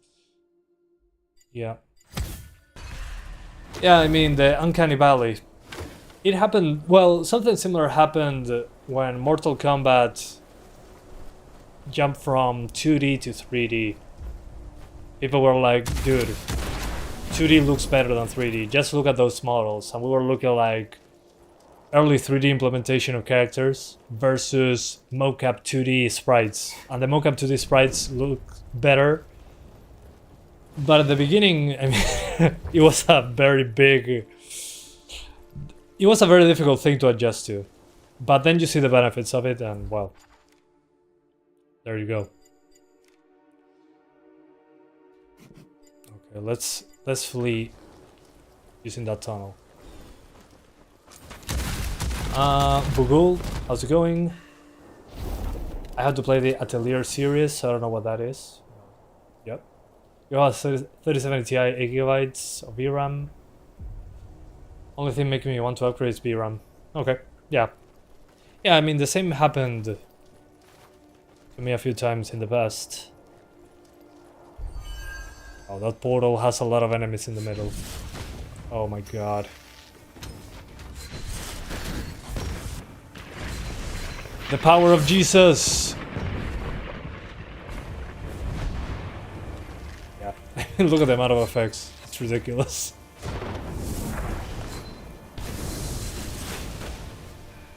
Oh my god. Run! Run for your freaking life! Lies of P is such a good game. I haven't played that in a while. I think I only played the demo. I need to revisit that one. It's been a while. 3080 Ti is going to be the first experience you had with an enthusiast card of any generation. It will be awesome. Trust me on that one. You'll love it. Yeah, it's weird to get a high tier card, but it's worth it. Especially, I mean, I've always been the guy that buys the 50 series cards. When I got a 60 series card, I think it was a 1060, I was like, oh man, this is awesome.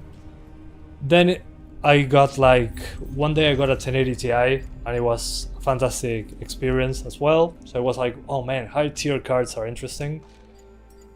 It's just something different. I don't know how to explain it. And well, then when I got the 4090, it was like, Jesus Christ, this is so unnecessary.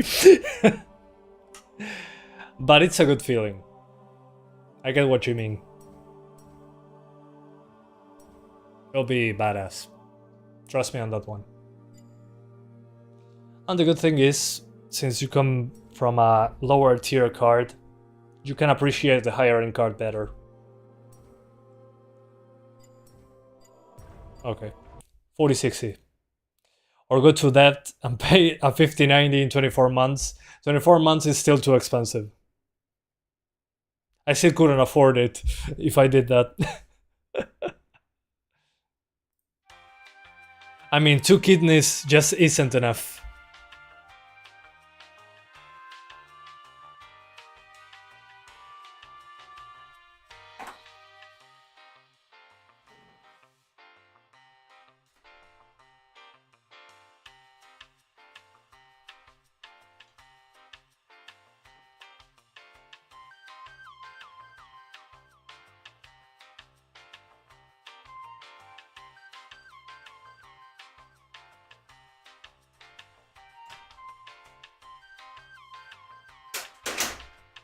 I always drop it. Holy hell.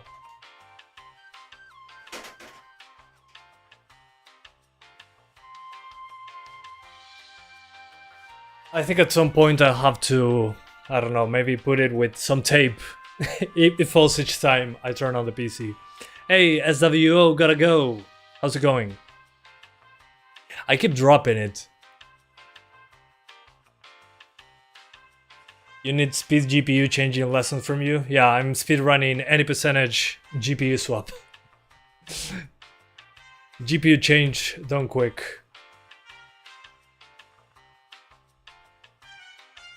Yeah, I have the sleight of hand perk in real life. Sleight of GPU. It takes you like 3 minutes. Well, you need to actually, probably, if you are anything like a normal person, which means not me, you probably have the PC closed and all bolted together. And thank you so much again, Spencer Walker, for the generous donation, the $666 donation. Thank you so much, man. He says, for support, of course. I got by with an Alienware Alpha R2 with a 960 and 4 GB of VRAM and an i5 something laptop CPU for $220 years ago and a Steam Deck for years. Yeah, I mean, as long as you can play the games that you want to play, usually you don't think about it very much. Just, I mean, same happened to me when I got the 750 Ti. When I got the 750 Ti, I had a GTX 450 that broke, and I jumped to the 750 Ti because it was the one that I could afford, and I could play basically whatever I wanted. It was a 50 series card. So as long as you're happy with the games you're playing, shouldn't be an issue. So yeah, but the 960M, man, that's like a between a 750 Ti and a 950, I think. You have no side panels on your PC? Okay. Okay. Then you need to practice, yeah. Just try not to rip anything off the board. Oh yeah, I don't have it on Steam yet. I have it on the Epic Games Store. I wanted to support AMD too, but I felt 1,000 for a 7900 XTX was too much. Yeah, guys, remember that those are $1 million companies. So, I mean, I understand you're voting with your wallet, but $1,000 for a 7900 XTX. I mean, in my country, it would be a good price because things are so expensive here. But dude, that is a lot of money. And also you don't have DLSS and amazing RTX. RTX is just a brand. Yeah, although I do love how AMD does the control panel. The control panel for the GPU. You have no side panels because your twin fan GPU is missing a fan. Yeah. I mean, I just did it for performance reasons back then as well. If you have the newer boards, a quick release button, GPU swapping my VMM faster. Yeah, my main PC has that, but I never remove parts from that. I call that the stable PC because that's where I do the editing. The live streams are being done in the stable PC, which is the PC that I'm not swapping parts out of. And as you can see, since we have a 40 series card, there is frame gen. In this game, I do not recommend it. In many games, I do not recommend it, but on this one, you need to be very fast. But hey.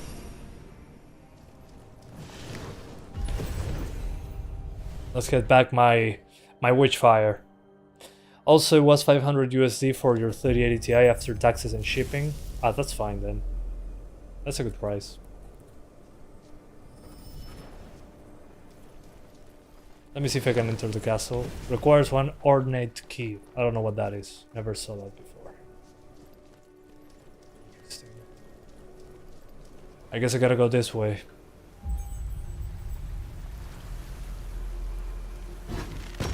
Oh no, I survived this encounter last time.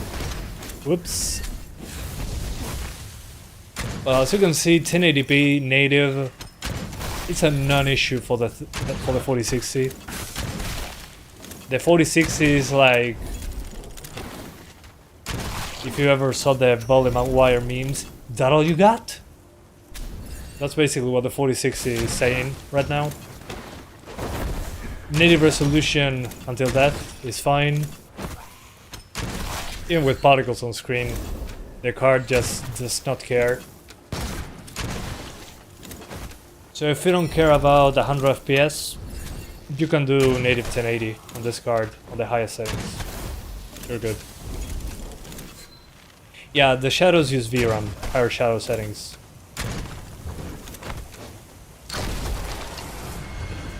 So that's one of the big ones.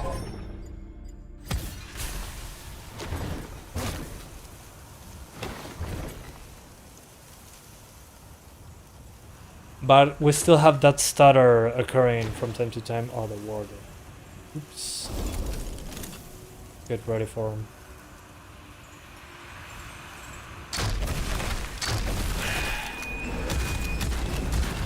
Okay, got him.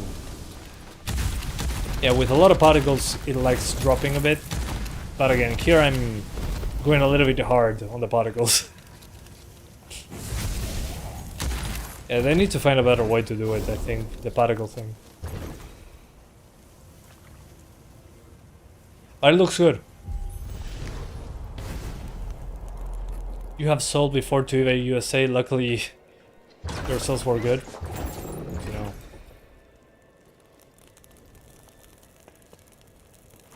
Yeah, usually selling on your own is the best idea. I sold so many things in the past.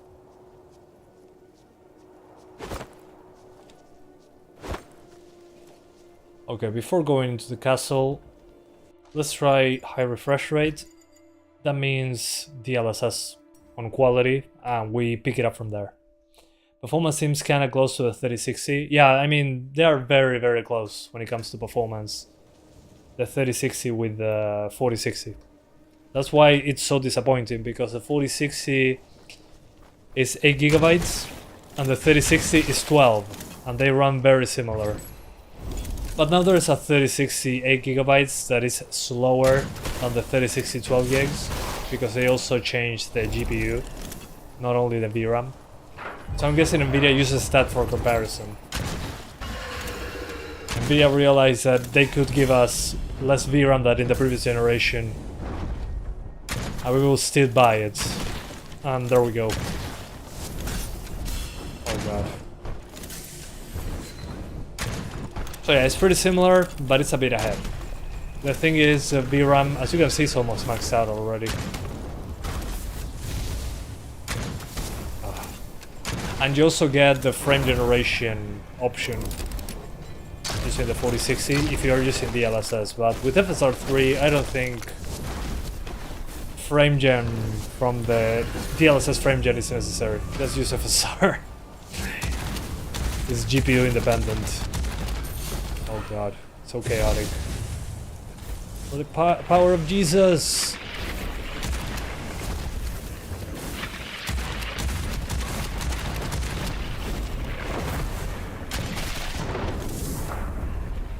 Oh my, that was intense.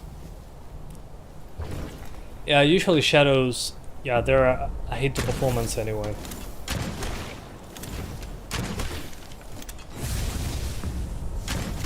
In some games they're the biggest performance hit, that's usually... in some games they're not, but that's pretty rare. Oh.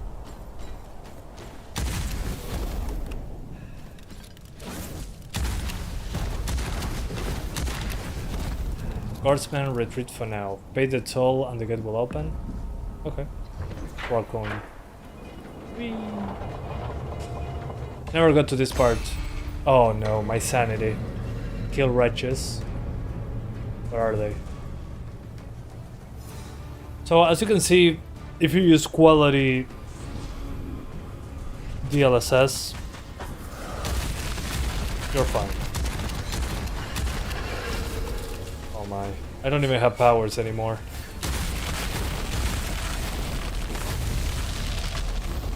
Oh no. Those designs are badass, by the way. Oh, now they have flashbangs. Okay, cool.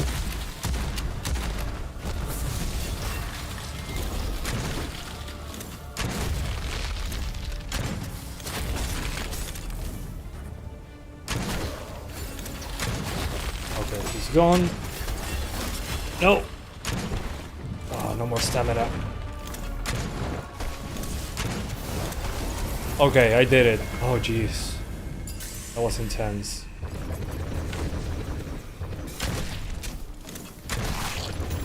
It's so hard to pay attention to what I'm doing. Aún no está en español, buena pregunta. Creo que no. Hold up. I think I need to go back to the main menu to check on languages.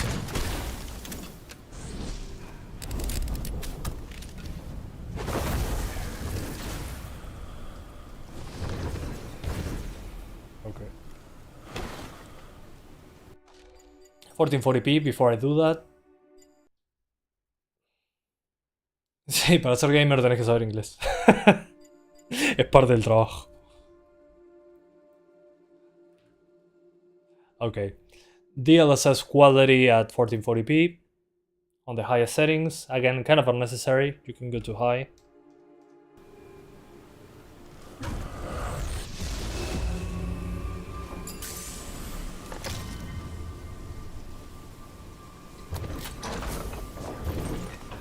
Gold, gold, gold. Okay, I think this portal... I probably should use the portal now. Although this design is super cool.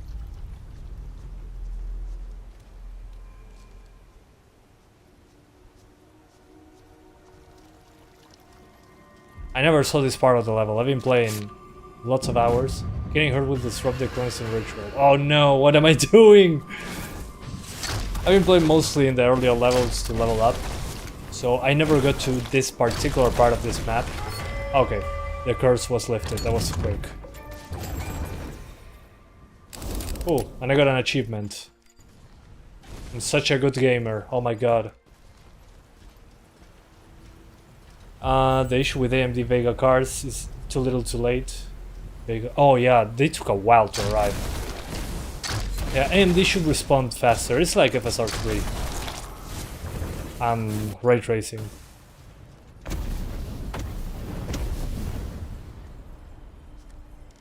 I don't know, too little too late, and Nvidia took all the market. Although Nvidia was always the top dog. But now they're more top dog because AMD said, oh yeah, we're not doing high-end anymore. And Nvidia's like, oh yeah, $50, $90, $2,000. Like Fermi. Man, Fermi. It's been a while. Holy hell, I'm old. John Wick in Witchfire. Yeah, we need one. Okay. I'm definitely increasing the power of this trigger. I don't know what it will do. Let's see. Critical hits shock all nearby foes. Okay, this is the best gun in the game by far.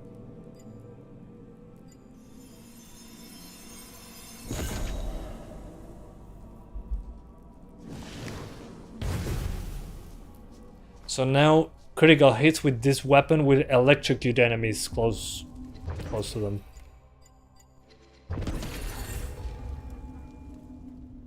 Okay, so let's pretend that in this part, for some reason you want more than 100 FPS. Well, let's see if we have enough VRAM for frame gen. So we get 90s. Oh no, we get 90 FPS, oh my god, unplayable. Frame generation on.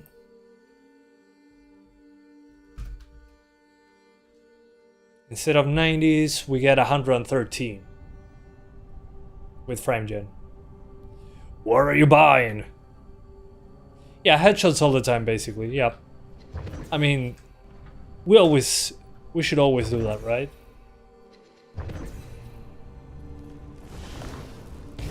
Yeah, this is the merchant. He doesn't speak yet, I guess. I'll buy all this. I'll spend all my Witchfire on plants, just like in real life.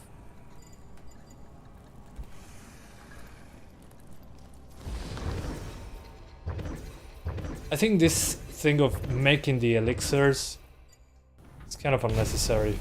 It would be nice if they just gave you 2 on each expedition. He speaks coins. Exactly. Spencer, good. Then get his 4090. What? Not the 128-bit bus memory bus. No. Your brother's getting a 5090. I mean, you're better off doing a trip to my country, buying some ice cream, getting back to your house, and then buy a 4070 Ti or something. Or a 4080 16 gigs. And you can leave the 4090 alone for now.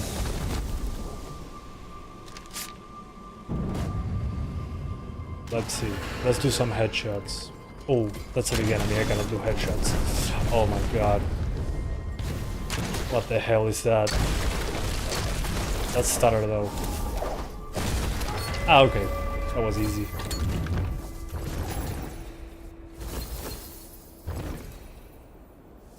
Yeah, there's some stutters that I cannot explain. And they're more noticeable using frame gen, obviously.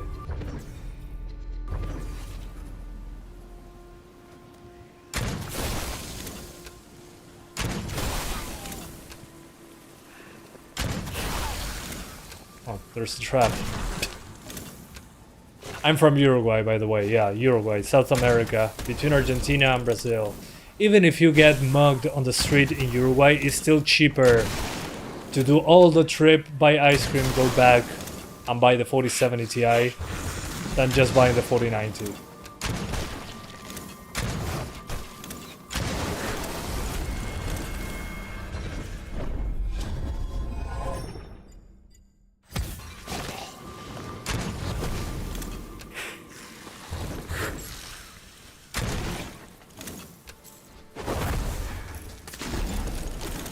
What is this?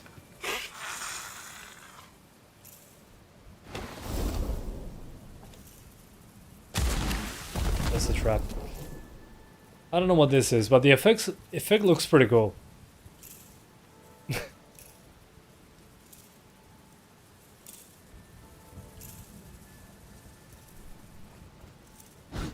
Oh no, I don't know how to read.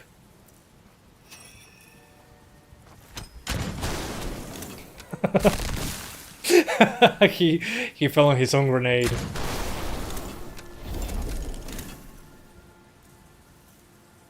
Yeah, you can get him by ice cream here as well. Any way to know if stutter is game related or system related?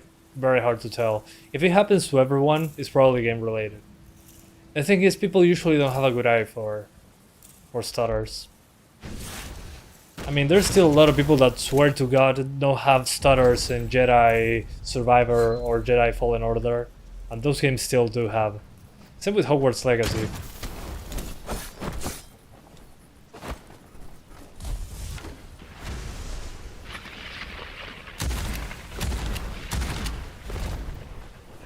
But usually you can tell because, well, you look at the engine. If it's Unreal Engine, you can usually say, oh yeah, it's the game.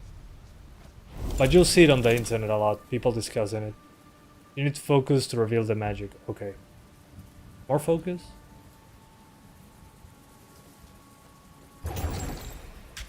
So yeah, FrameGen works fine, but I wouldn't use it in this case because we already have good performance.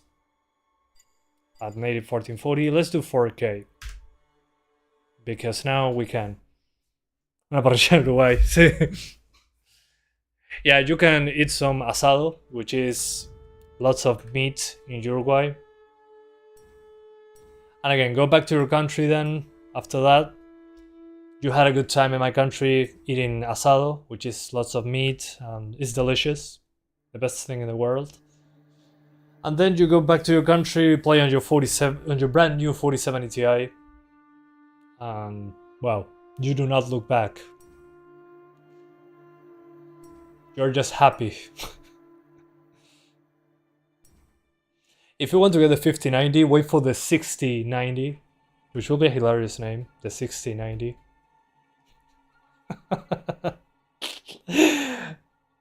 The 6090, oh my god. I cannot get over it now. It's so freaking good. The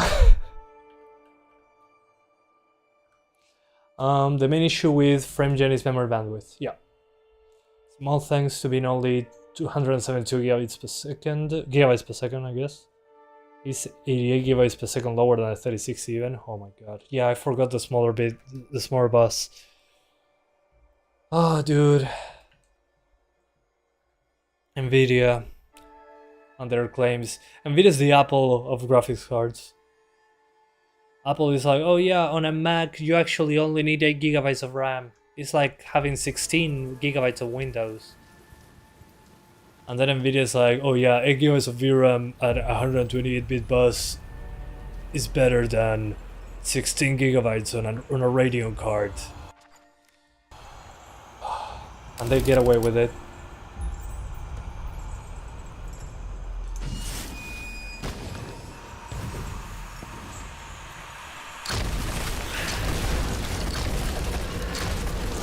He's gone. Oh, that's a lot of particles. Jesus Christ.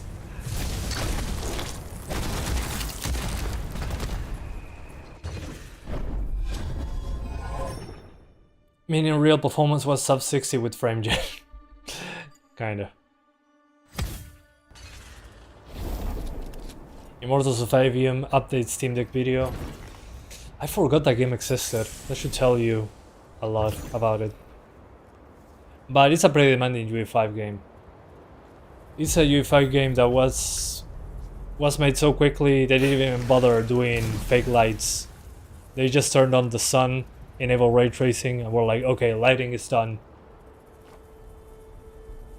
Oh, now I have focus, so I should be able to analyze the magic that I saw before.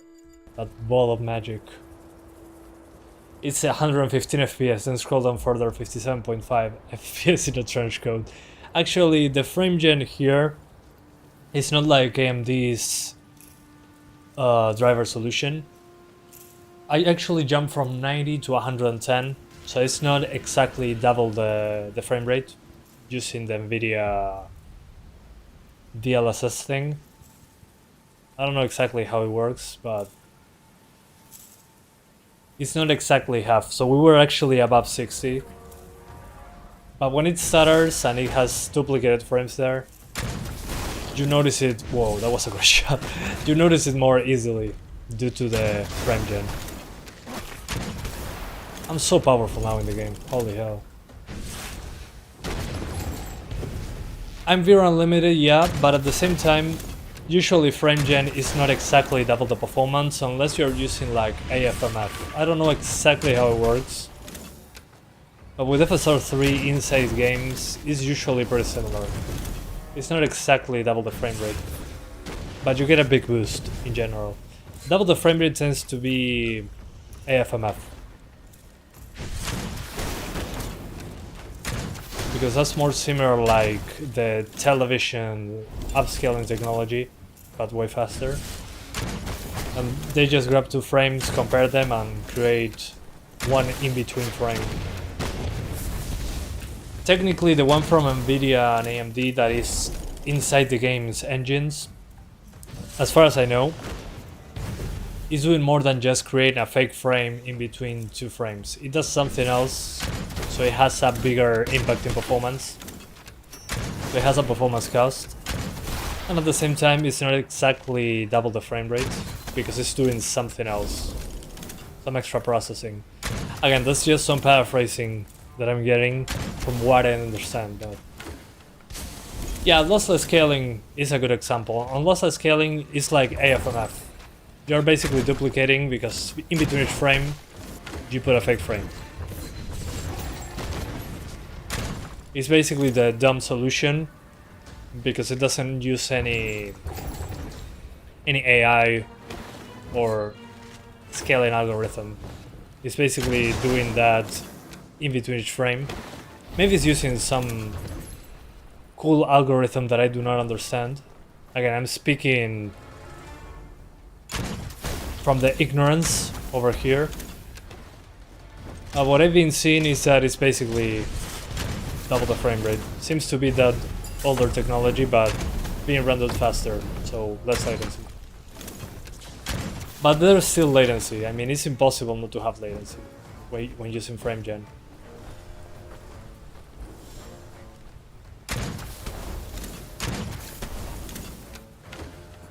I hear it does add a bit of latency using frame gen. Yeah, definitely. Remember that for frame gen to work, it needs actual frames to take as a reference.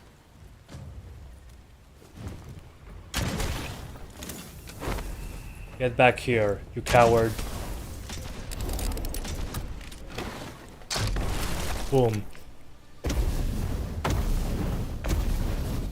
King's Bell. I don't know what this is, but I need to flee right now. I stuck around too much in this level. The SS3 does hold back a frame, meaning that you lose performance with it, and then you have the frame rate for how to run it without frame gen, but that plus the overhead. Oh, okay. Then it was below 60. Now it makes more sense. But that's what we usually forget, that it has a performance implication. But since frame gen, usually they call DLSS3 frame gen, it can be confusing, and they do it on purpose, so people can get confused. They add more content with the Steam release. They already added more content, but with the Steam release, we got one of those content updates, smaller content updates. And now we get the Striga gun as well, which is the gun that shoots spiky logs at walls. That is badass. I love that this gun exists. You get this gun if you ever play early access, but it will be unlockable in the actual game in a later part of the game. But I don't know what else they added. When it comes to maps, those are still in progress. I put something to build, and I'll show you what's new. But they already said something about it. What's the new spell? Frost Cone. An icy cloud that freezes any enemies on its path. Sounds badass.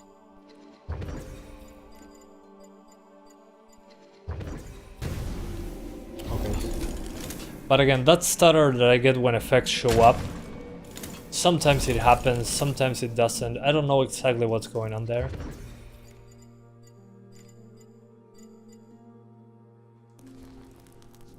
Yeah. Maybe here I'm just VRAM limited, I don't know. Sub 60 frame gen is a sin. I agree.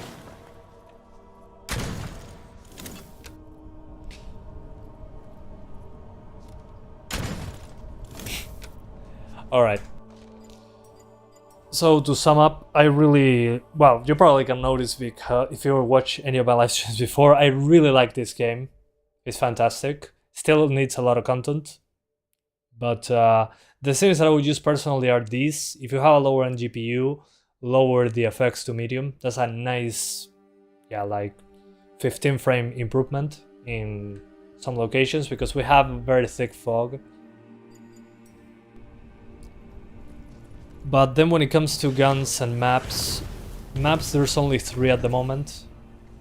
Iron Gate Castle, Scarlet Coast, Island of the Damned, which is very small.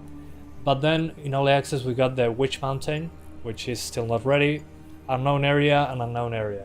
But each of the areas you spend a lot of hours in. It's more like a, how to say it, more like a roguelite when it comes to the areas. The areas are always the same, but there's randomness to them. And there's events that happen on each of them, basically. And you can unlock more guns in consequent runs. So yeah. But it runs well, has good visuals, in my opinion, great art, and it's now on Steam. But the price, I think, considering it's early access, is pretty steep. It's $40. Although if you get it right now, it's $36. So yeah.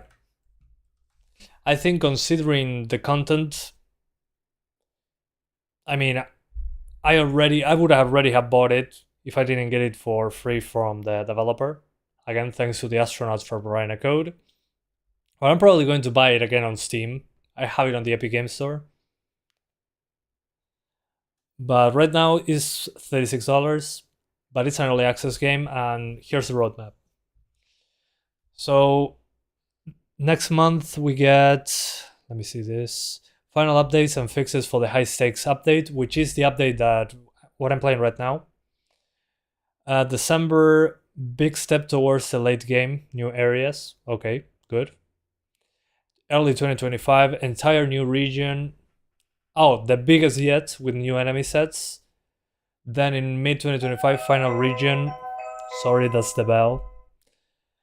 On mid 2025, the final region, most features complete, and at late 2025, the 1.0 release. So there's a lot of things on the roadmap.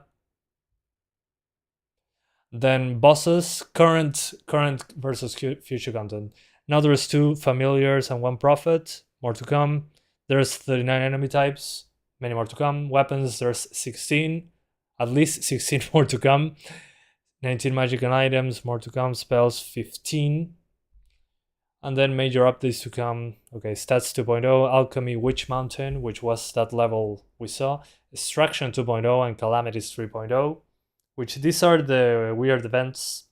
Melee weapons. Oh, this game doesn't have melee weapons. True. Repeatable and one-time quests. Prophecies 2.0 and research 2.0. I don't know. I think it's very promising. The base is very solid, in my opinion. The gunplay is great. It's basically Destiny's gunplay. It has great visuals, great art. So yeah. Oh, the 1050 Ti. Yeah, sorry, I forgot about that.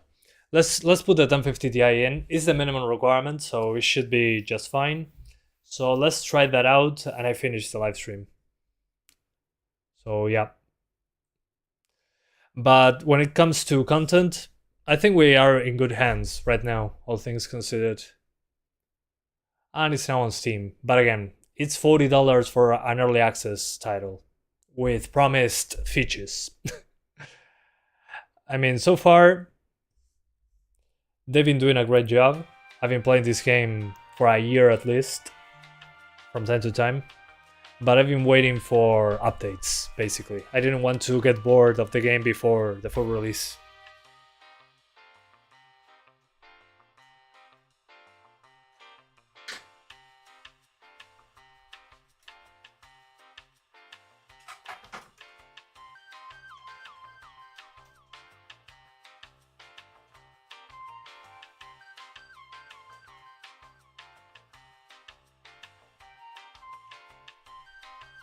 Alright, 1050 Ti. And I'll do it quick because I gotta run. It's almost 10 p.m.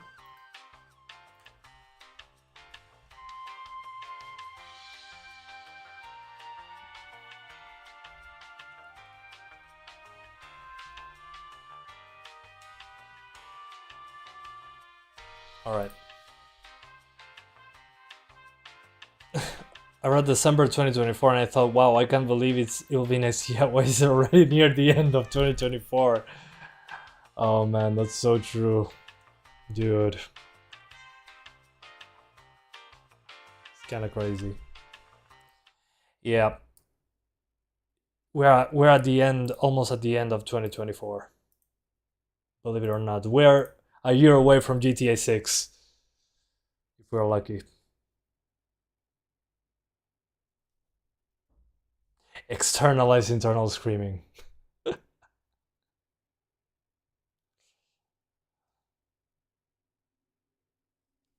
Yeah, I don't have it on Steam yet.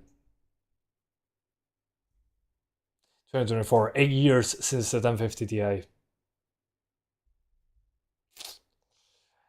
True. Oh god. Don't tell me that. 10 years since the 750 Ti. God. What am I doing with my life? 2026 World Cup. I forgot the World Cup existed. Yeah, 1080 Ti is 7 years old already. But, oh, hang on, the game is at 4K. No wonder why it runs at 4 FPS. Hold up. I need to move the mouse very slowly towards the options menu. There we go.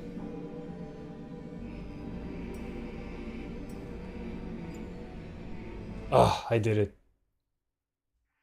In the next 6 months, it'll turn 8. Shut up!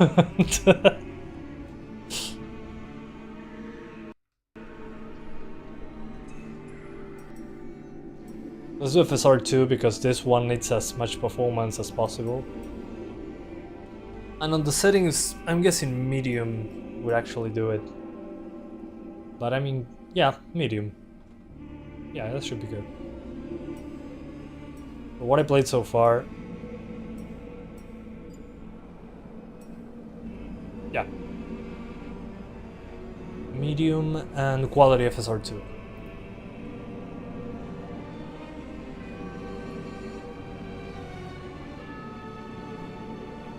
Yeah, definitely. GTA 6 sucks and Assassin's Creed Shadows wins 2025 Game of the Year. That's what the CEO of Ubisoft is thinking right now. So out of touch with reality. Those French people. I cannot believe that company made Splinter Cell.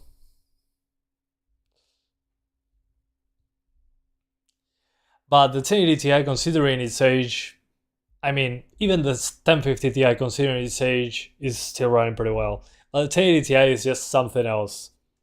The 1080 Ti is like, I'm not dying. Not yet. No, Gustavius, it's sarcasm, don't worry. He's not serious, I promise. If he was serious, he'll be banned. It has to be a joke, right?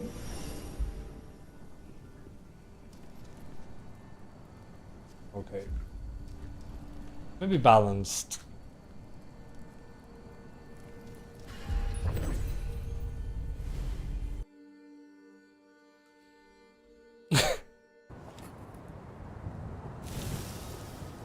Alright. Textures unload properly, but if I run towards them... Okay. Some of them still do not load. Interesting. Okay. Again, I'm targeting 60. I'm kind of being an asshole right now to the 1050 Ti. I'm asking of it 60 FPS. It will suffer when effects are on screen. But I mean, so far so good. But again, FSR, in my opinion, in this game doesn't look particularly amazing. But we're playing on the minimum requirements, so this is actually pretty surprising, in my opinion. Yeah, I know you're joking, don't worry. Broken dreams. I know.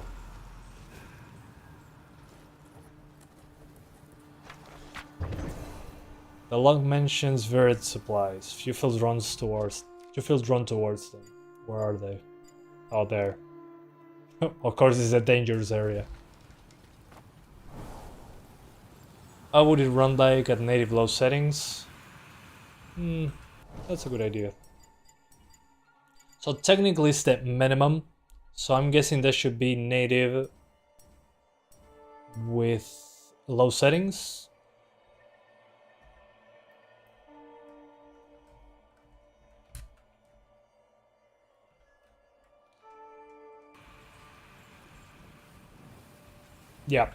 Yeah, actually it makes a lot of sense. This would be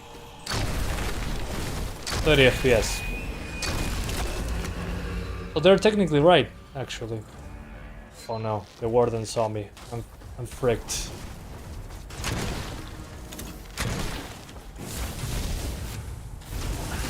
So yeah, technically here the system requirements are what they should be. They consider 1080p low the minimum, which is interesting. There's no system requirements of new games that say, oh yeah, this is 1080p 30 with upscaling. And I'm like, then it's not 1080p. Yeah, I mean, on a good looking game like this, if you're using a controller, although with a controller in this game, I'm completely useless. Because I've been playing with mouse and keyboard. It's already hard with mouse and keyboard. So.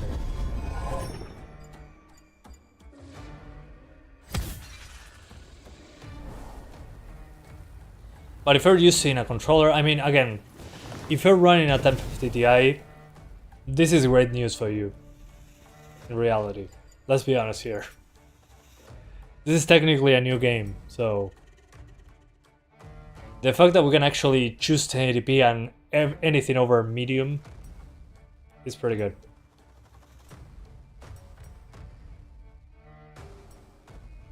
You also have FSR1 as an option.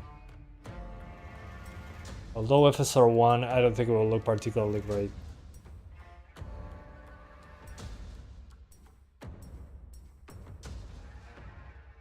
Okay, TAU. Yeah, FSR2 I think runs the best, but looks the most chunky, to say it in some way.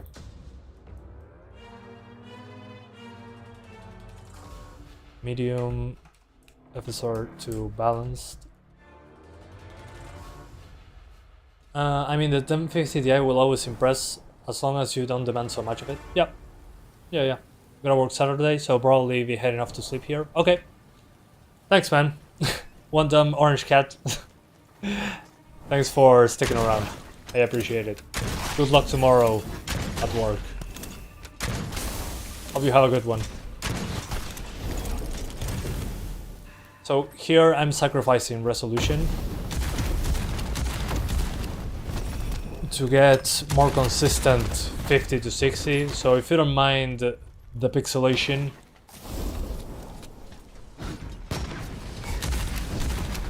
I mean, you can actually get pretty decent performance. And thank you Fenry Sleesh for the $5 donation.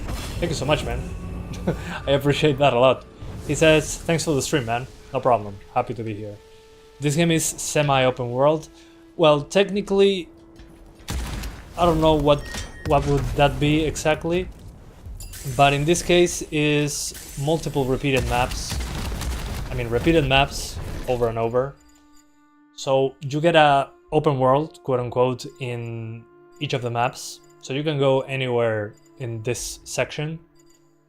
Then you go back to the hub section and you get a couple two more maps. And each of them has different sizes.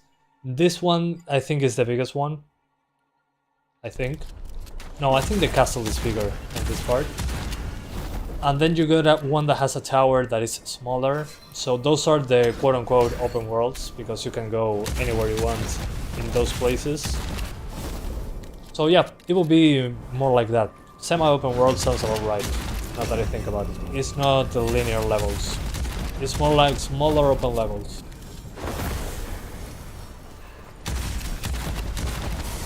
But the levels are always the same, they just have random stuff in them, technically. Let me head back to 40 seconds. I don't think I can reach that.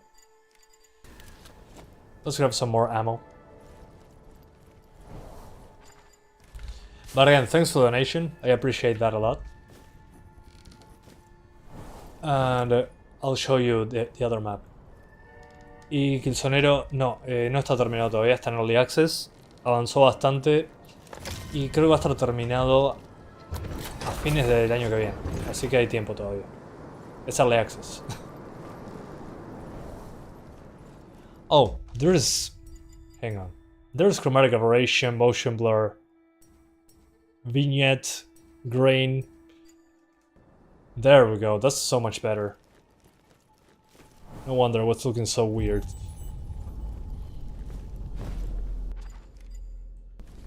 Okay. The exit is this way.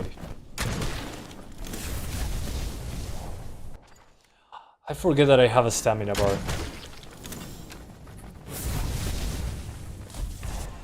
The power of Jesus!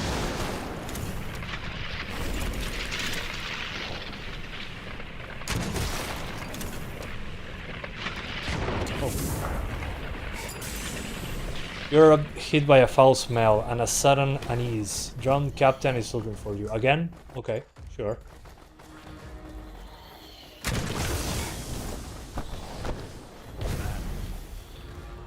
Run.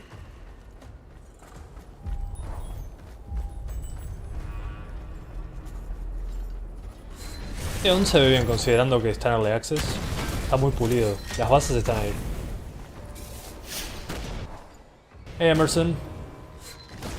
How's it going? Ah, that's a boss. Okay.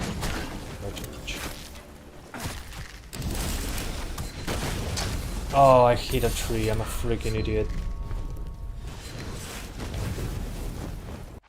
Okay, the portal is this way. And I'm out of stamina and getting shot in the back. Jesus. Well, this is what happens when you get to later game. The difficulty will increase.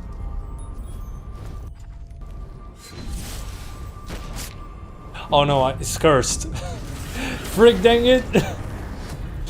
10 seconds for the portal to open. I'm so screwed.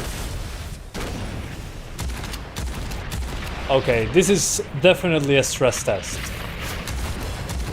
If you do not believe me, just look at my character.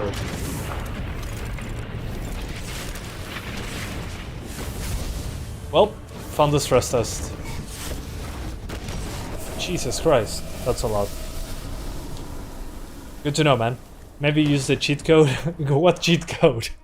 There's no cheat code. I was so screwed. Yeah, it's UE4.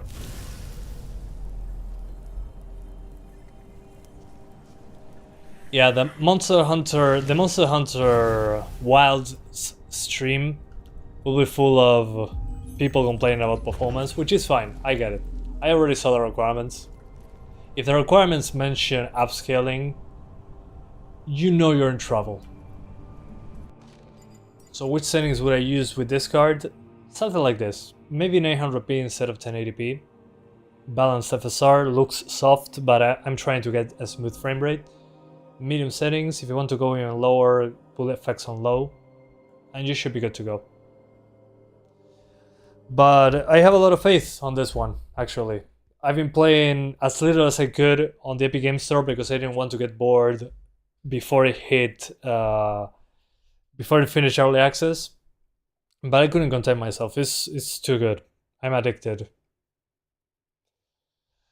So if you don't mind getting $40 for an early access game, I think the foundation is there. Very good shooting, very good art. The guns are badass as well.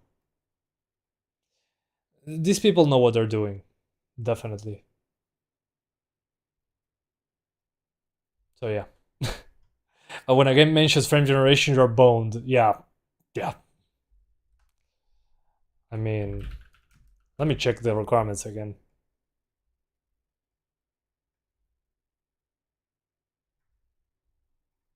It's funny that the game comes out in February, and now you get pre-orders.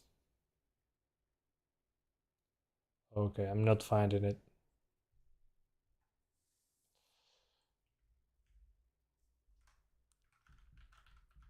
Just to close up the video, I want to check that. Medium settings, 1080p 60 with frame generation. Oh my god. That's cool. Oh my god, that's so stupid. But I get it. Yeah, we gotta do the 750 Ti when this game comes out.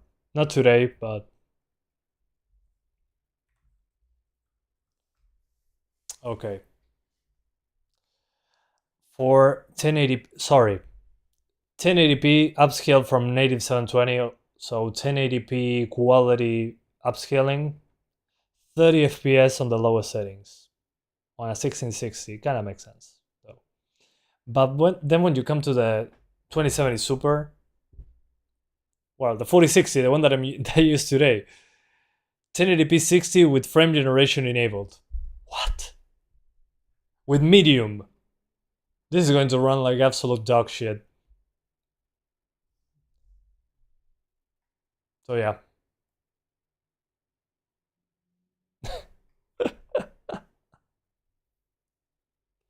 Yeah, I still have the 750 Ti, although I borrowed it to...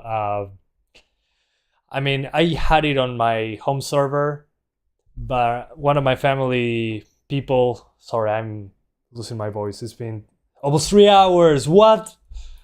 That explains why I cannot speak anymore.